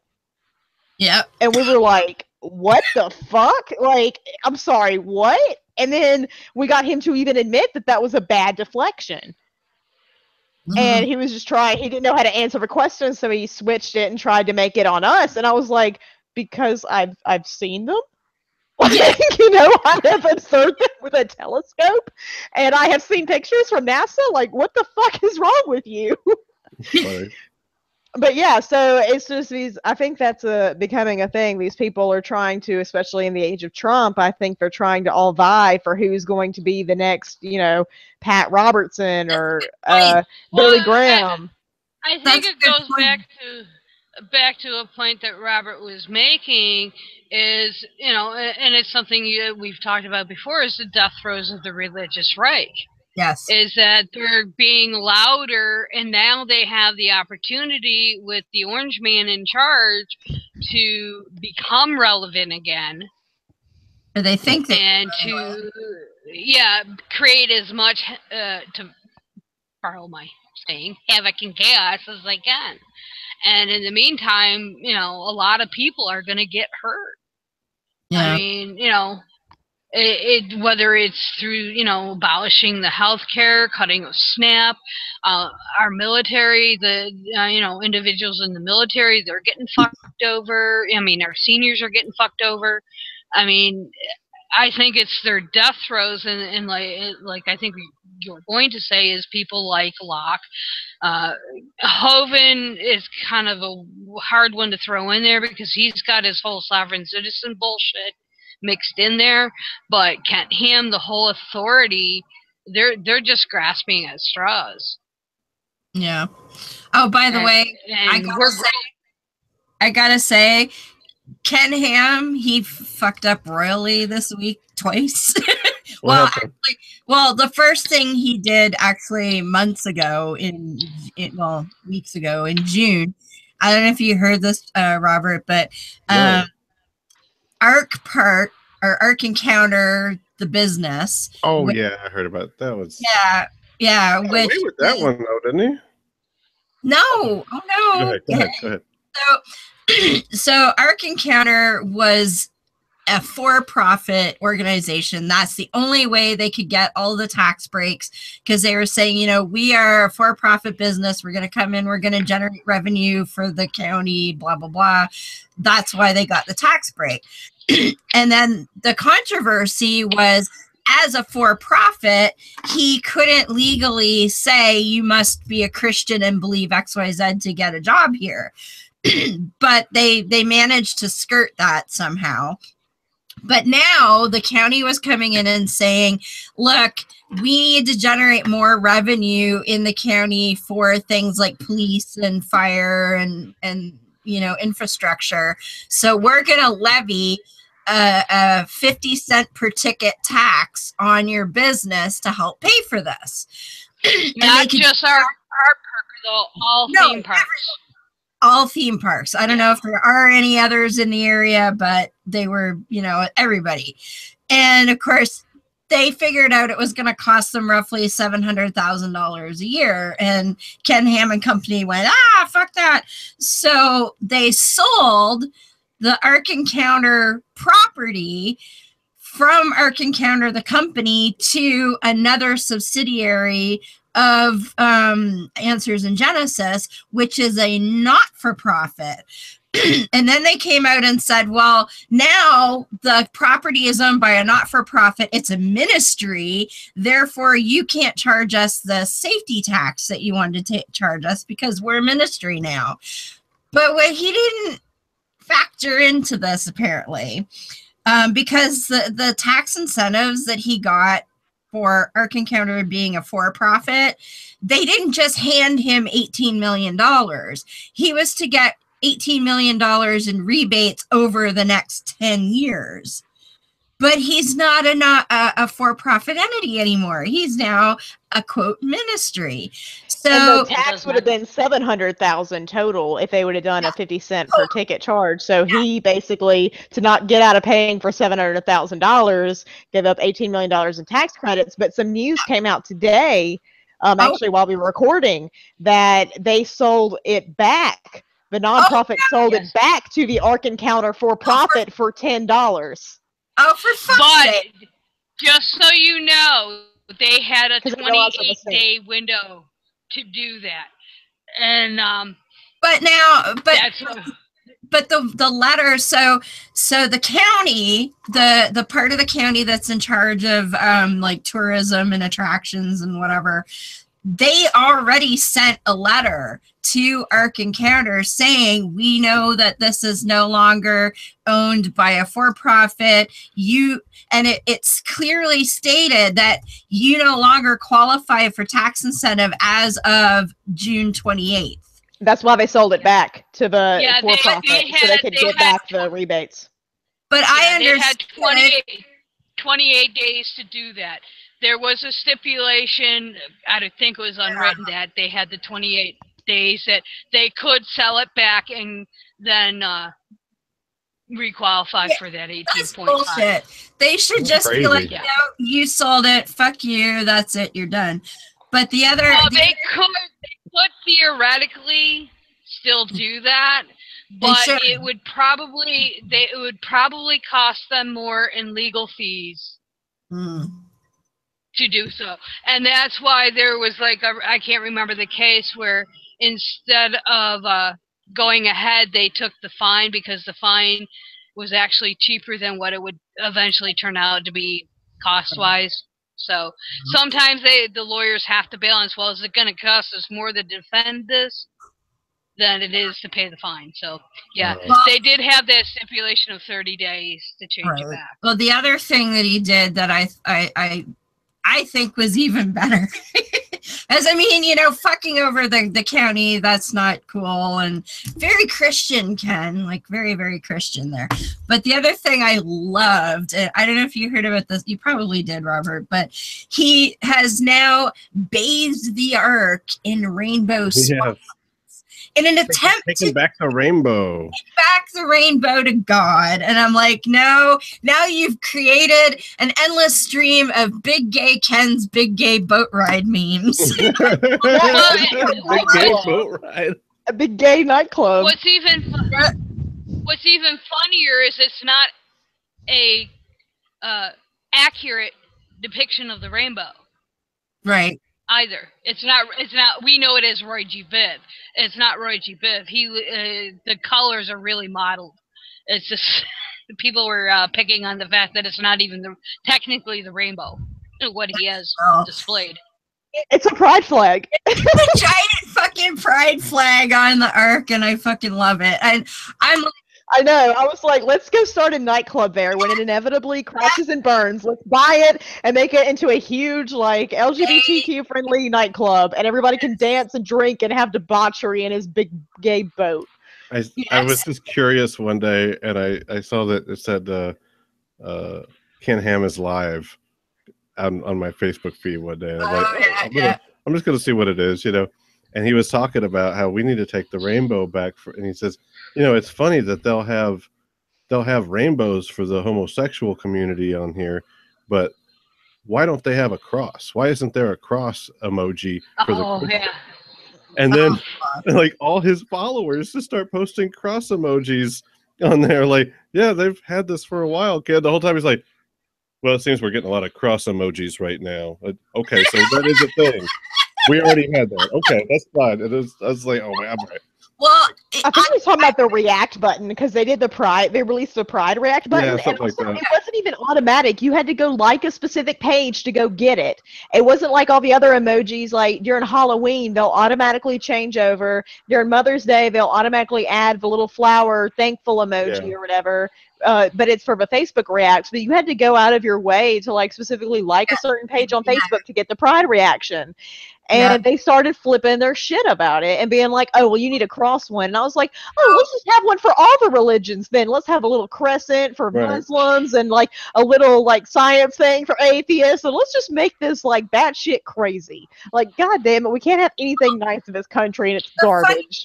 The funny thing is too, so Ken Ham just recently started doing a live Facebook video show thing, like Answers in Genesis News, I think it is. Somebody I know from Great Debate Community does a show called Apologia. His name's Paul, so it's like Apologia, but it's Paul. But he does a segment on his show, and he calls it Ham and Eggs, like Ham and AIG. And he like debunks this weekly news thing. But I watched the first one because I guess Paul had found out that Ken Ham was going to do this. So he had video from the first one that Ken Ham did. And so Ken Ham, like, they have it set up to look like a news studio, and it's like him and his son-in-law and another like lady. Some other dude. Yeah, they're talking, but Ken Ham has like an iPad or something just offside that he's looking at his own video feed so he could see the comments. And of course, when they started, all the emojis started floating by, and you could see he's like, "There's like stuff floating by," and the other person's like, what's an emoji kind of thing? And it's like, oh dude. So the fact that he was completely clueless of what's out there with emojis is not surprising at all. Not surprising at all. To give you how an idea how stupid this is, Josh Feuerstein was in on it too. He was bitching about it as well. Oh fuck! What was he He's bitching? the red hat guy, right? Yeah, the red hat guy. Okay, vertical video.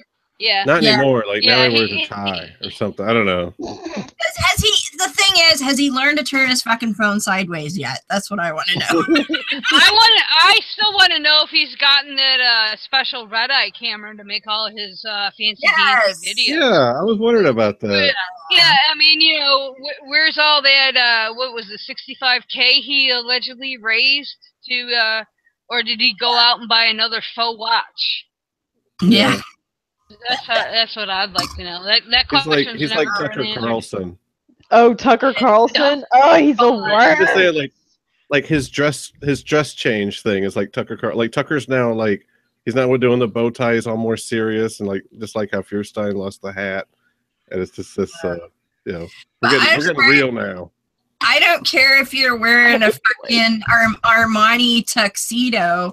If your phone is fucking vertical, you look like a moron. Fucking hell.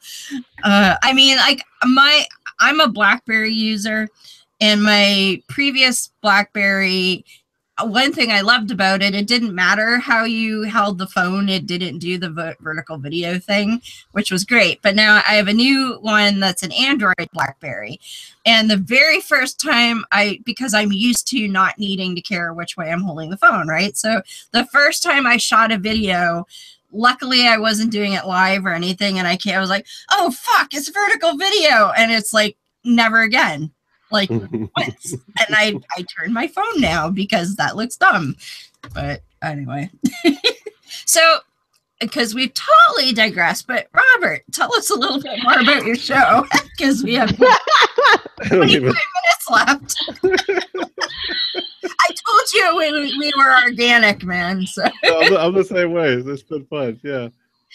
What was I supposed to say? I don't know. Well, I was more curious about your show. I mean, you've had some really good guests on. I was noticing you talked to Seth Andrews recently. Yeah, that was fun. You know, the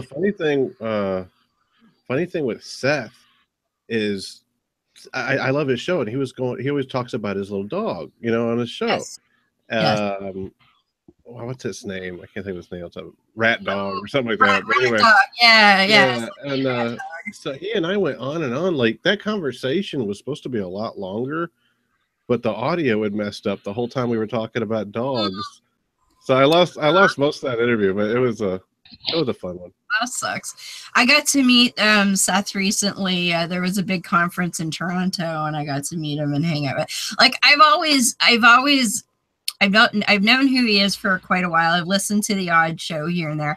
I'm kind of more of a scathing atheist kind of girl. Right. You know, I thought, I mean, I have nothing against Seth's approach. It was just nicey for me. Mm-hmm. But having met the guy and talked to the guy and seen it, you know, as not just the guy doing the show, but you know, I really enjoying. I went back and started listening to shows now, and it actually appeals to me even more. Speaking of, I asked him his advice about debating Hovind. Yeah, and he said you should take some Oxycontins. Or no, that's not what he said. Hydrocodone. I said any advice for Hovind? He said hydrocodone. I was like, all right. Awesome. I loved actually the show that he just did where he's doing Seth Andrews Teaches Sunday School. That was fucking awesome. I haven't seen that one yet, but yeah, I wanted to check it out. It's great, and the picture that he did for it is epic. It's him wearing like priest robes, holding a Bible, and he's got like drawings of angel wings behind him. It's beautiful. That's funny. Awesome, but it's a good one. But yeah, that was cool. And I was just actually before we went on, I was listening to your last show. That shit about propaganda is kind of scary. Yeah, that was one of those topics that I started it feeling like I really knew about it. And by the time I got done, I really felt like one of those conspiracy theory people. I felt pretty freaked out. Yeah, because you're saying, like, I know this sounds like tinfoil. Yeah, like I really wanted to express that. Like, I'm not one of those people. I'm a normal guy. But this is right here. You could look at it. Lots of crazy stuff. Like it's kind of like CIA agents in the media and government plans of Department of Defense planning to hijack airplanes and just all sorts of shit. Well, it's like when we start talking about dominionism, it's all like, I know this sounds like tinfoil hat stuff, but no, we've got documentation of this. But yeah, like in what way? I'm curious. Well, like, just how, like, are you familiar with dominionism and the Seven Mountains Mandate and the Wedge document and all that? So Beth, take it away, Beth. Okay, I'll try to do Reader's Digest version.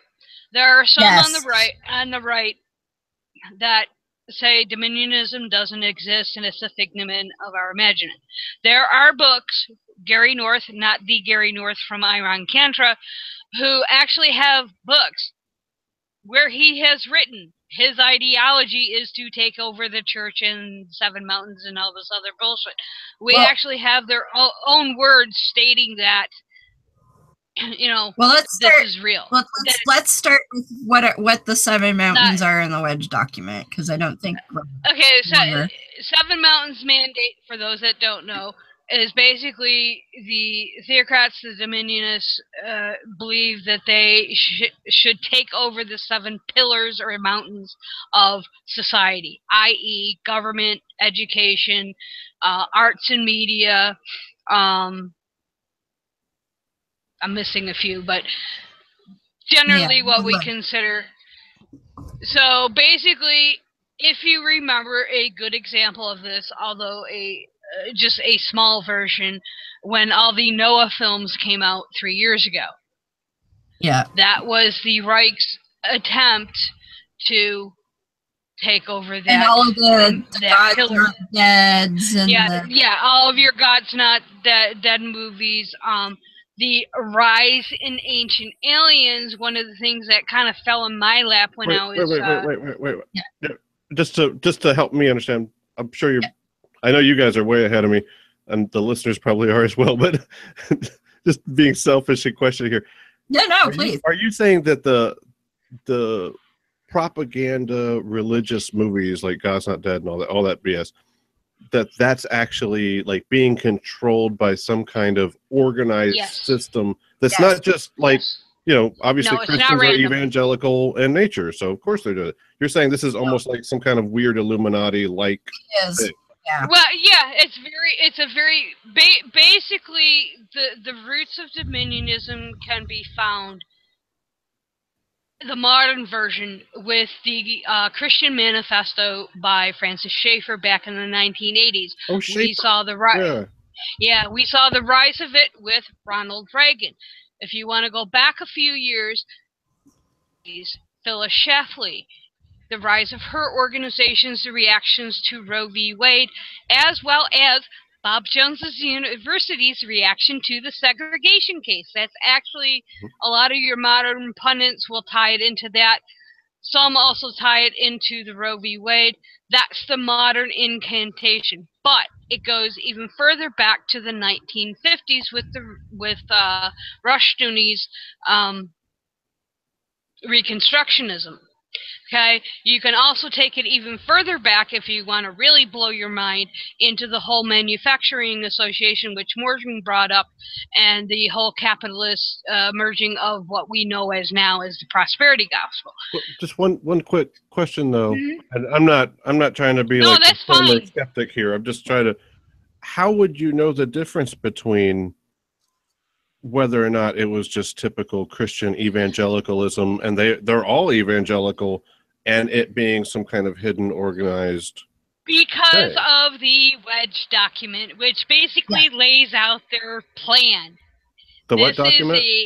The Wedge. It's document. I'll send you a link to it later. I actually have a copy of it, PDF. They actually have a document which is called the Wedge document. Now, the first incantation of the Wedge document, where most people would be familiar, was the Dover v. Kitzmiller trial in Pennsylvania back in 2005, the evolution creation trial. Actually laid it out, but it was actually written in 1998.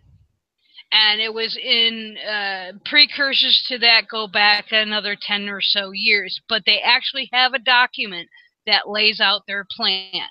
So no, we are not fucking making this up and pulling this out of the thin air. So, are all three of you? I don't want to use a term that would make it sound like you're making it. Are all three of you in agreement with this? That there is a planned agenda? Yes, I was actually taught it in school. We're saying it's secret, right? Yeah. Well, no, it's not. No. Well, it's not secret. School. So this is not a secret society. No. No. But there are some within the Reich, and I call them the Reich for a reason. Yes, it is a play on the Third Reich, but the definition. Used that for the podcast name. Right. The Reich for a reason. Yeah, the definition of Reich is realm. And that is exactly what these theocrat dominionists want to do. Now, Christians are dominionists. And that's a key that has to be realized. But are all dominionists Christian?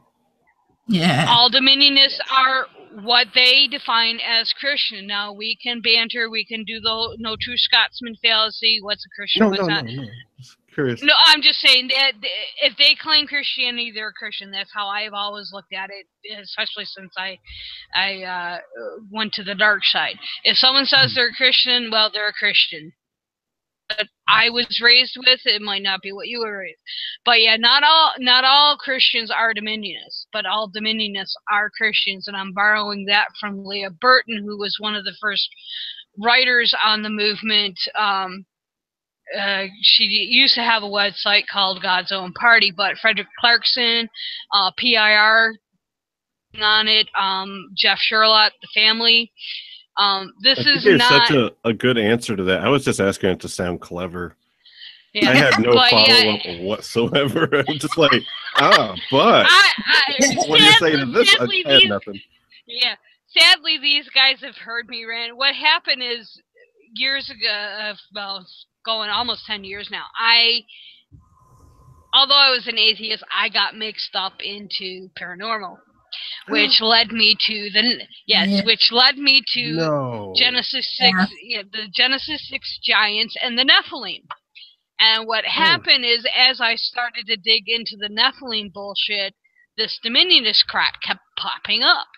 And it was right around when Sarah Palin was our VP candidate. Well, Sarah Palin is a perfect example of someone that was groomed. I mean, some of the nutty things her church and she did is just it's Michelle Bachman's another good example. Rick Perry, Rick Warren, all your big names, especially on the right, and within Tony Perkins, Swanson, Klingenschmidt, all of them are part of this dominionist or theocratic movement, and I don't know what term to use anymore because they are blending. I use dominionist as a very umbrella. Some use it more specific. And what was the name of the thing that you're referring to? A certain particular document that the wedge document. And is this an ancient thing, or is this something that they? That was written in 1998. You can actually Google it, and you should find the PDF. I have the PDF somewhere on this computer. There's a Wikipedia article on it. Yeah, Wikipedia has it. The wedge document. But yeah, the Dover v. Kitzmiller trial was actually the, say, test case. And when they lost Dover, it kind of threw them into, and this goes back to what I was saying about Kenham and the whole, Kenham, I get Ken, I'll mix up. The authority of the Bible. Discovery Institute. Yes, it Yes, is. discovery and I mean, and they're all intertwined. The only one that's an outlier in this is Kent Hovind. Doesn't really fit in this picture anywhere. He just kind of hangs around on the fringe here. But yeah, I mean, and it's not something He doesn't you can fit read. anywhere. No. He's the worst guy at a party too. He doesn't even fit his family. Yeah. What's very frustrating about trying to learn about the theocratic movement and the dominionist movement is you can't just read one book. You can't just read one article. I'm now, Deb's going to shit when she hears this. I have just on the dominionist and theocratic movement over 93,000 articles saved. Fuck. On my computer. Yeah. I need another hard drive, but Oh. I think I'm going to get a terabyte next time. Beth, I need to send you my worldview binder from when I was at that crazy school, because we were literally taught what these 7 mountains were and that we needed to take them over at a Christian school. There you go. So I know for a fact that it is not some weird conspiracy. Lance Wallenow is your biggest espouser outwardly of the whole 7 Mountains mandate. Ted Cruz's father, Raphael, is another one. When Cruz was, quote, popular, Raphael actually preaches the 7 Mountains mandate, so it's not so hidden anymore. They're being much more bold, and I think they're going to get bolder in the next 8 years. So now completely derailed talking about Robert's show again. Well, no, this one, I take the blame on this one because I heard something new and I wanted to. Oh no! And you know the crazy thing about this is right now the 3 of you look absolutely insane to me, but I'm guessing I kind of got this vibe that by like, you know, the farther I look into this, the more sane you're gonna be. Before long, I'm gonna be like, "Have you heard about this shit? This is nuts!" So. I will just give me time, but that's fascinating. Absolutely. Well, and like what Morgan was saying, Morgan went to an evangelical Christian school called French Camp Academy. Boarding school. And she's just saying they literally taught her, you need to know this and work on it.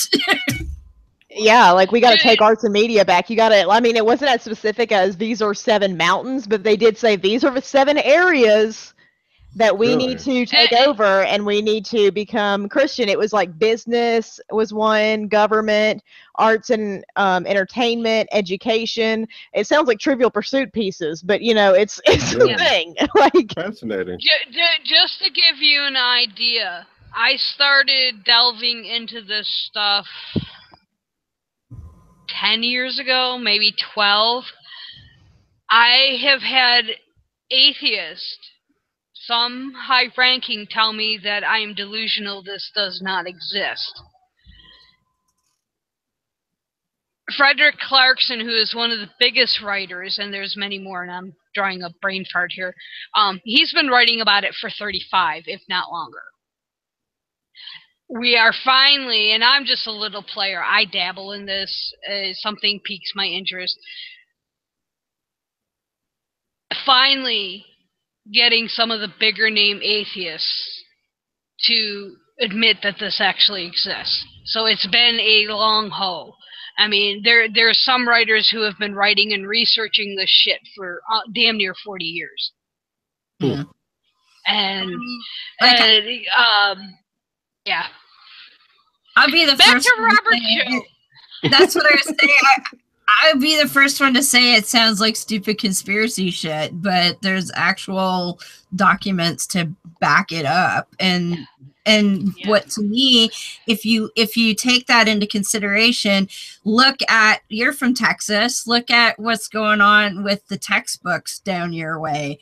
And that's it's a concerted effort to destroy truth and facts in science textbooks, and not just science, but probably in history. They renamed slaves or migrant workers now. Yeah, I look at David Barton, who spends all of his time trying to rewrite history into things that he never is leading the charge. If you really Yeah. want a good idea Sure. of how deeply it goes, look at the 2012 Texas Republican platform, where they actually state in their platform they do not want critical thinking taught in their schools. And this is why. Because I mean, basically, Barton has the Republican nationwide wrapped around his pinky. And anything he says goes. I mean, Go ahead. Sorry, what was that? I thought you were done. I didn't mean to interrupt. But I was just going to ask. No, that's okay. Would it be fair if I whenever you say dominionism, if I don't think of it like Illuminati kind of thing, I think of it more like we're all aware of the religious right and that sort of thing having an agenda throughout textbooks and politics and propaganda through media and all that sort of thing. We're all aware that that's been going on. We're just giving that thing that we're talking about, we're titling it as dominionism. Would that be a better way to understand, or am I still missing the mark? Well, it's actually dominionism. It's actually biblically based. It's actually based on Genesis 1:27 and 28, where God says, "I give you dominion over the earth." And this is what really take us down another rabbit hole. I'll just say this: when he says dominion over the earth, that includes women. Yeah. So it gets really deep. I think it's not as there's layers to it. I think that some people are like, oh yes, let's take over the schools or whatever, and they don't realize they're part of this whole. They wouldn't say, oh, I know about these 7 mountains and everything, but there's definitely layers to it. Okay. I mean, there's some people that are like these, refer to it as these 7 mountains, but then there's others who are part of it, but maybe wouldn't call it that or don't realize they're part of something called a dominionist movement. Okay. I think if you asked your average Joe on the street who's doing this, they wouldn't say, oh, the 7 mountains, but the leaders are definitely aware of it. Okay. Yeah. If you want a really good, it's called, it's on Patrick Henry College, which, if you're familiar, is a extreme Christian college that literally teaches this stuff to their students. Most of your students are Christian homeschool, i.e. Duggar type. I can't think of the name of it. It's a really good documentary to watch, but yeah, I can send you some shit if you want. I mean, there's just so much stuff out there. And the thing is I think the way Morgan put it is much better than how I stated it. It's layers. I mean, as you said, you could have someone in schools that, which my cat just bit me, it's like, the what's going on in the creationists are like, woo, intelligent design, let's get that shit in textbooks, which is undermining the structure of education in the United States. But then you get, somebody who's in a film producer, and they're like, oh, let's make another pro-God movie because, we need more of that in the film industry. And it's sort of, and those who are aware of sort of how it's all supposed to be structured together are going to be encouraging all of those people because, yes, we certainly want that. I think that's right. Like when we think of something like the Illuminati, we think of like, a bunch of super rich, powerful people that are controlling like every little thing that ever goes on. It's not like that. It's loosely organized, and there are people who are working to direct things in ways that they would prefer, but it's actually, I think it's kind of both. Like what you were saying, Robert, like Christians are going to be like that anyway. They're taking that and they're just organizing it a little. That's level 1. Yeah. Level 2 is saying let's try to be organized. Level 3 might be getting into the wedge and Well, then you get into the people like the Koch brothers, the Waltons, Betsy DeVos's family. That's why her appointment to head of education is a travesty. She is a dominionist. She is a theocrat, and she has fed the kingdom of God in our schools. Yeah. That's very Dominionist language. Yeah. Well, she is a diehard Dominionist. What makes it really bizarre, and this goes back to a point I said earlier, is you loosely have the Catholics, the Protestants, charismatics. You have all these religious groups that do not agree theologically from a doctrinal standpoint. Movement. Well, who's going to take over when they finally get in power? Yeah. Is it going to be the Catholics, the Methodists, the Protestants, the Presbyterians, the Baptists, the Independent Baptists, the Charismatics, the Pentecostals? Which one's going to take over? It's basically, yeah, they have these. I didn't think about that part. Yeah. Yeah, well, but you bring that up to any of them, they're like, "Oh, we get along fine." 2 minutes later, he's turning around, stabbing them in the back, and this is what you're seeing with a lot of your going back to the whole when your sister converted to Catholicism. That was like a death blow to your family. Yeah. I think the Southern Baptists would win. They seem like they got more tough people. They're more scrappy. Yeah. They're a stronger organization. Yeah. They got the convention and all that stuff. Yeah, for sure. But yeah, the J-Dubs had their convention this weekend. Yeah, there's an article, if I can find it, it's somewhere in my mess. It actually shows the connection, and this is the article that was dumped in my lap, between Ancient Aliens and all this the media bullshit and the Dominionists, and I was like,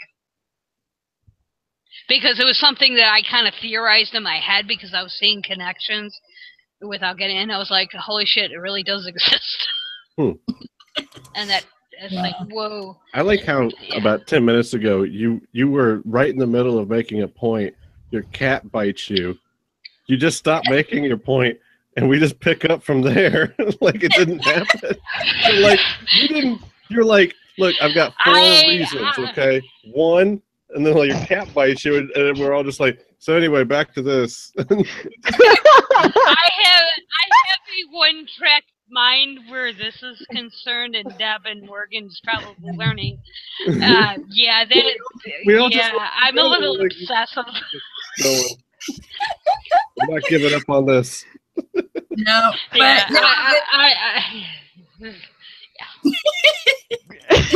all right. Cat's a Dominionist. Your cat didn't want to get out. That's it. Yeah. It's a conspiracy because she found the cat. The cat was found abandoned. Someone abandoned the cat so that she would find it, so it would bite her. Did you find the cat, or did the cat find you? That's the question. Because it's his job to bite her in the ass whenever she talks about Dominionism on the show. Raphael Cruz in it. Oh, sorry, Z, you're going away if Raphael sent you. Oh my God. Well, there you are. Come here. I know you want to make an appearance. All right, kitten. Ah, kitten.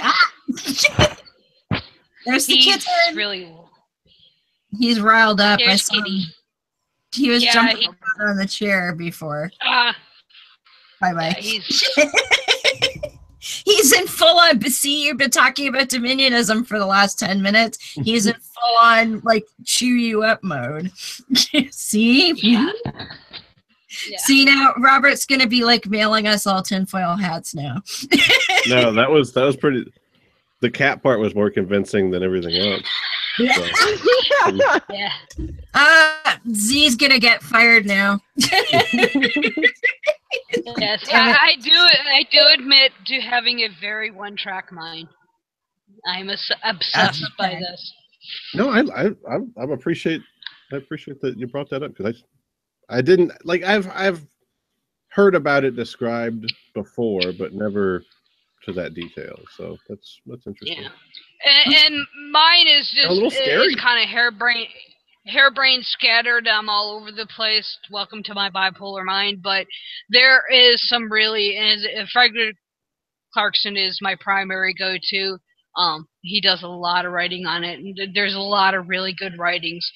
And what's really bizarre is you get into some of your discernment ministries, Christians that claim that they're more Christian than other Christians and like to point out what other Christians do wrong. And they're great resources, by the way.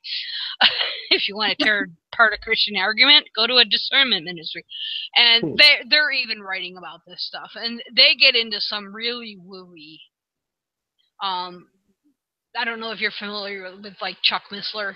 He gets into whole Nephilim bullshit. It just the layers. It's just layers upon layers. But yeah, I'll put for the organization's link in. They got a lot of good stuff on it. Cool. So we're about at the end here. So. Thanks so much for joining us, Robert. We had fun. And I had fun too. I learned something. That was fun. There you go. Please take an opportunity to tell everybody where they can find your show and your social that we media. Didn't talk about. Well, we did. Yeah, so anything I'm about to say they could find at therighttoreason.com. But you can hit up our page on Facebook. On Twitter, we're Right to Reason 1. And we have a Patreon at patreon.com/right. RIGHT is in Right to Reason.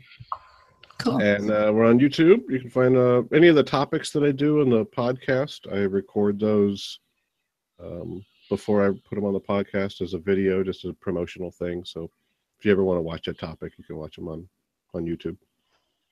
Cool. Excellent. And so a debate with Ken Hovind coming up. Yeah, I hope it's a good thing to do. I don't know. You guys got me thinking maybe I shouldn't. And Dillahunty made me feel bad about it too. He said the same thing. He said, "Don't do it." And then just before that, I was telling him that I'm going to do a reverse debate where I take the Christian side, right, and do a debate. And he said that would be the wrong thing to do as well. Why? I don't know. I'm feeling bad lately. You know what I would suggest is contact Bill Ludlow and see what he thinks, because he already got a hold of me. There you go. Yeah. I loved what he did. Yeah, and see if you can incorporate. Like, first off, you don't have to go his route, but just. But like, I don't know enough about any of that to even go into what he did. Like, that guy's a genius. I'm thinking avoid the whole creationist thing altogether. Just go right for. Yeah. Because I mean, why do you think this way, and how do you defend that? As part of the Great Debate community, I could probably ask Steve to set something up for me too. Steve set up the one with Bill too, and I could probably do that. But I'm not a science person. I know the bare bones about evolution, and so to me, I wouldn't want to get into that with someone. So would it be wrong to add legitimacy to what he's doing, do you think? I don't know that it adds legitimacy necessarily. And see, because I'm a debate junkie, right? And I will debate like pretty much any loon I come across on Facebook. If they'll engage, I'll hammer their ass, And I get, well, why would you waste your time on that person or this or that? But the thing is, so Kent has a channel. Kent can broadcast whatever the fuck he wants, right? He can find ways. He can probably pay people to distribute links to his stuff and all of that. So if I was R and Raw, I shouldn't, but I'm not, so it's okay. That would be maybe a way of looking at it where and great. You made me feel better. Okay, good. Oh, speaking of debates, my next episode coming out this next Sunday. What my most popular podcast episode was where I debated a creationist, this guy named Kelly Clemenson, and he came back and we did a debate on morality, and that one's the next one, so that should be a fun one. I think it'll take over as the most popular, just because this one gets a little more heated. all the debates thus far have been really polite and nice, Right. which is what we should be doing, right? You know, but this one it gets a little more heated. So that one might be a more fun one. I'm working on trying to find a Muslim who will debate me like on the show, because I found one, and it was a real pain in the ass, but we finally agreed to do it.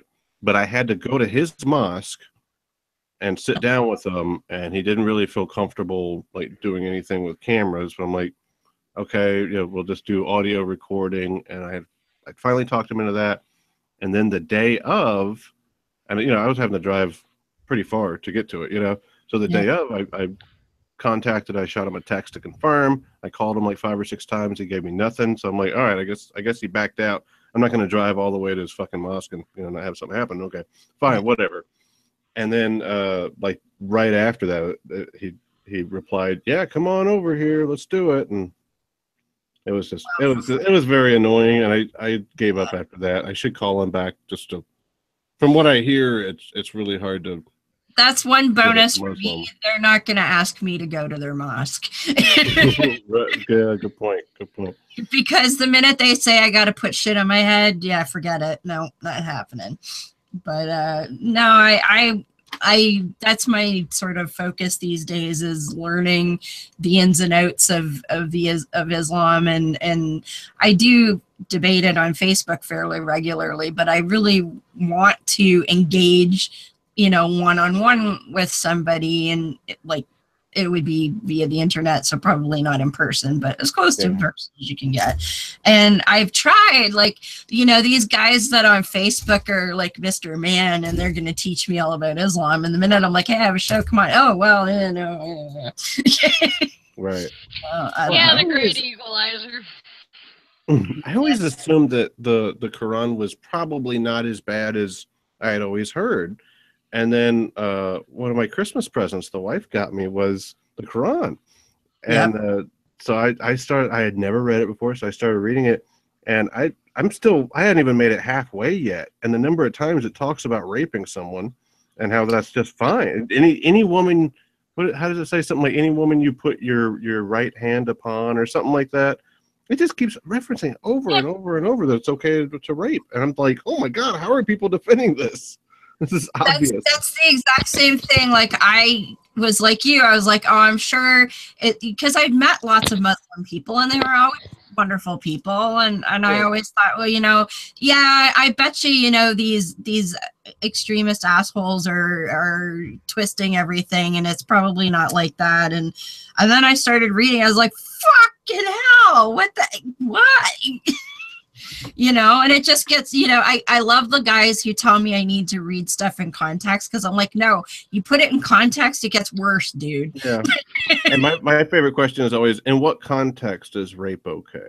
Or in what context is, you know, fill in the blank okay, you know? I can recommend an awesome book to you. It's called The Atheist Muslim by Ali Rizvi. He's got great stuff in there.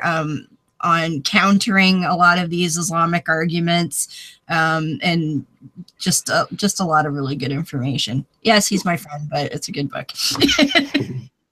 That's cool. Definitely check that out. So, ladies, we got to wrap shit up because it's getting late. I'm hungry. So, Beth, where can we find you? Easiest way is Twitter, Dune9998. That connects to my blog, Havoc and Chaos. And as well as Facebook. I'm also on Google Plus, although I still haven't figured that shit out. But all connected, easiest way. Cool. And Morgan, where do we find you? All right, you can find me on Twitter at Mostring. That's at MOSTRING. You can also find me on Facebook, Morgan L. Stringer. And you can catch me on the Bi Skeptical podcast with Trav Mamone about every 2 weeks on iTunes, Spreaker, or Stitcher. Awesome. And of course, you can also find me on Sunday mornings at 12:05 a.m. on Holy Crap, the Vlogcast, hosted by the Shujin Tribble. 5 or 6 of us, or whoever is awake, panel. We'll talk about anything Shujin decides to talk about, but generally atheist/skeptic stuff. And Also, I mentioned that I'm being involved in the Great Debate community. We've just opened the Great Debate community channel so that various members can go and hold live hangouts. And if, you know, hey, I feel like arguing with somebody right now, you know, I can go and start a hangout and have people in, because the Great Debate community is not just atheists and skeptics, but there are theists of various stripes involved. There are some creationists and all kinds of interesting folks. So I'm actually going to be hosting an after show tomorrow around 9ish, but that's the Great Debate community channel, and there's the Great Debate community on Google Plus as well. If you want to see some text debating going on, there's that as well. And as also before we head out, we like to mention the Taylor Scholarship over at the Whitefields Educational Foundation. It was started by David Michael of my Book of Mormon podcast, and the Whitefields Educational Foundation provides counseling for people who are leaving or have left religion and feel like they want to talk to somebody about that. And the Taylor Scholarship provides funding for people who want counseling but aren't able to afford it. So if you want to support a charity, that's one that we definitely recommend. You can find that at whitefieldseducational.org/My Book of Mormon podcast. We do also have a Patreon, so if you feel like throwing us a buck or two, we would certainly appreciate that. Beyond the trailer park, we use the money to pay for our Spreaker hosting account, which brings us to you live in audio splendor. So, you know, if you feel like throwing us some money some way, that would be awesome too. Next week, we will be here, of course, at our usual 7:30, and I hope everybody's getting used to that. We're still kind of used to it, but we're getting there. And next week, we're going to be talking to Wendy Marsman, who is a host of Women Beyond Belief podcast. And if you're thinking you've heard that before, that is because the podcast is affiliated with friend of the show, Karen Gorder-Garst, who produced the book Women Beyond Belief. So we're going to talk to Wendy next week about a Women Beyond Belief podcast and what she's doing as promoting feminism as well.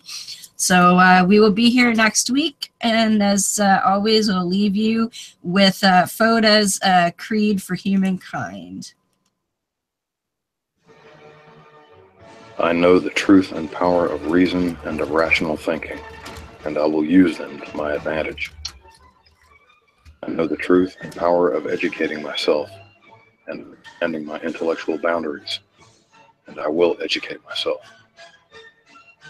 I know the truth and power of vanquishing ignorance, and I will do so whenever the opportunity presents itself. I know the truth and power of morality without supervision, and of true and accurate righteousness. I know the truth and power of obliterating tyranny, be it intellectual, emotional, or philosophical, and will work toward that goal whenever and however possible. I know the truth and power of human ingenuity. I know the truth and power of human compassion, and I will be mindful of the welfare of others. I know the truth and power of equality and fairness for all living things. I know the truth and power of the importance of our families, our friends, and our fellow men and women. I know the truth and power of human stewardship of our lands, our waters, and our skies, and I will try to act to preserve our environment. I know the truth and power of the sciences of mathematics, of physics, and of chemistry, and of the important role of these disciplines in understanding the workings of this cosmos. I know the truth and power of the rejection of all notions or beliefs that reside in the supernatural or the superstitious, and of those notions or beliefs that we are not supposed to be able to explain. And I know that these rejections are necessary for humankind's survival. I am a human being with a free mind, liberated from irrational influence and from unreasonable dogma.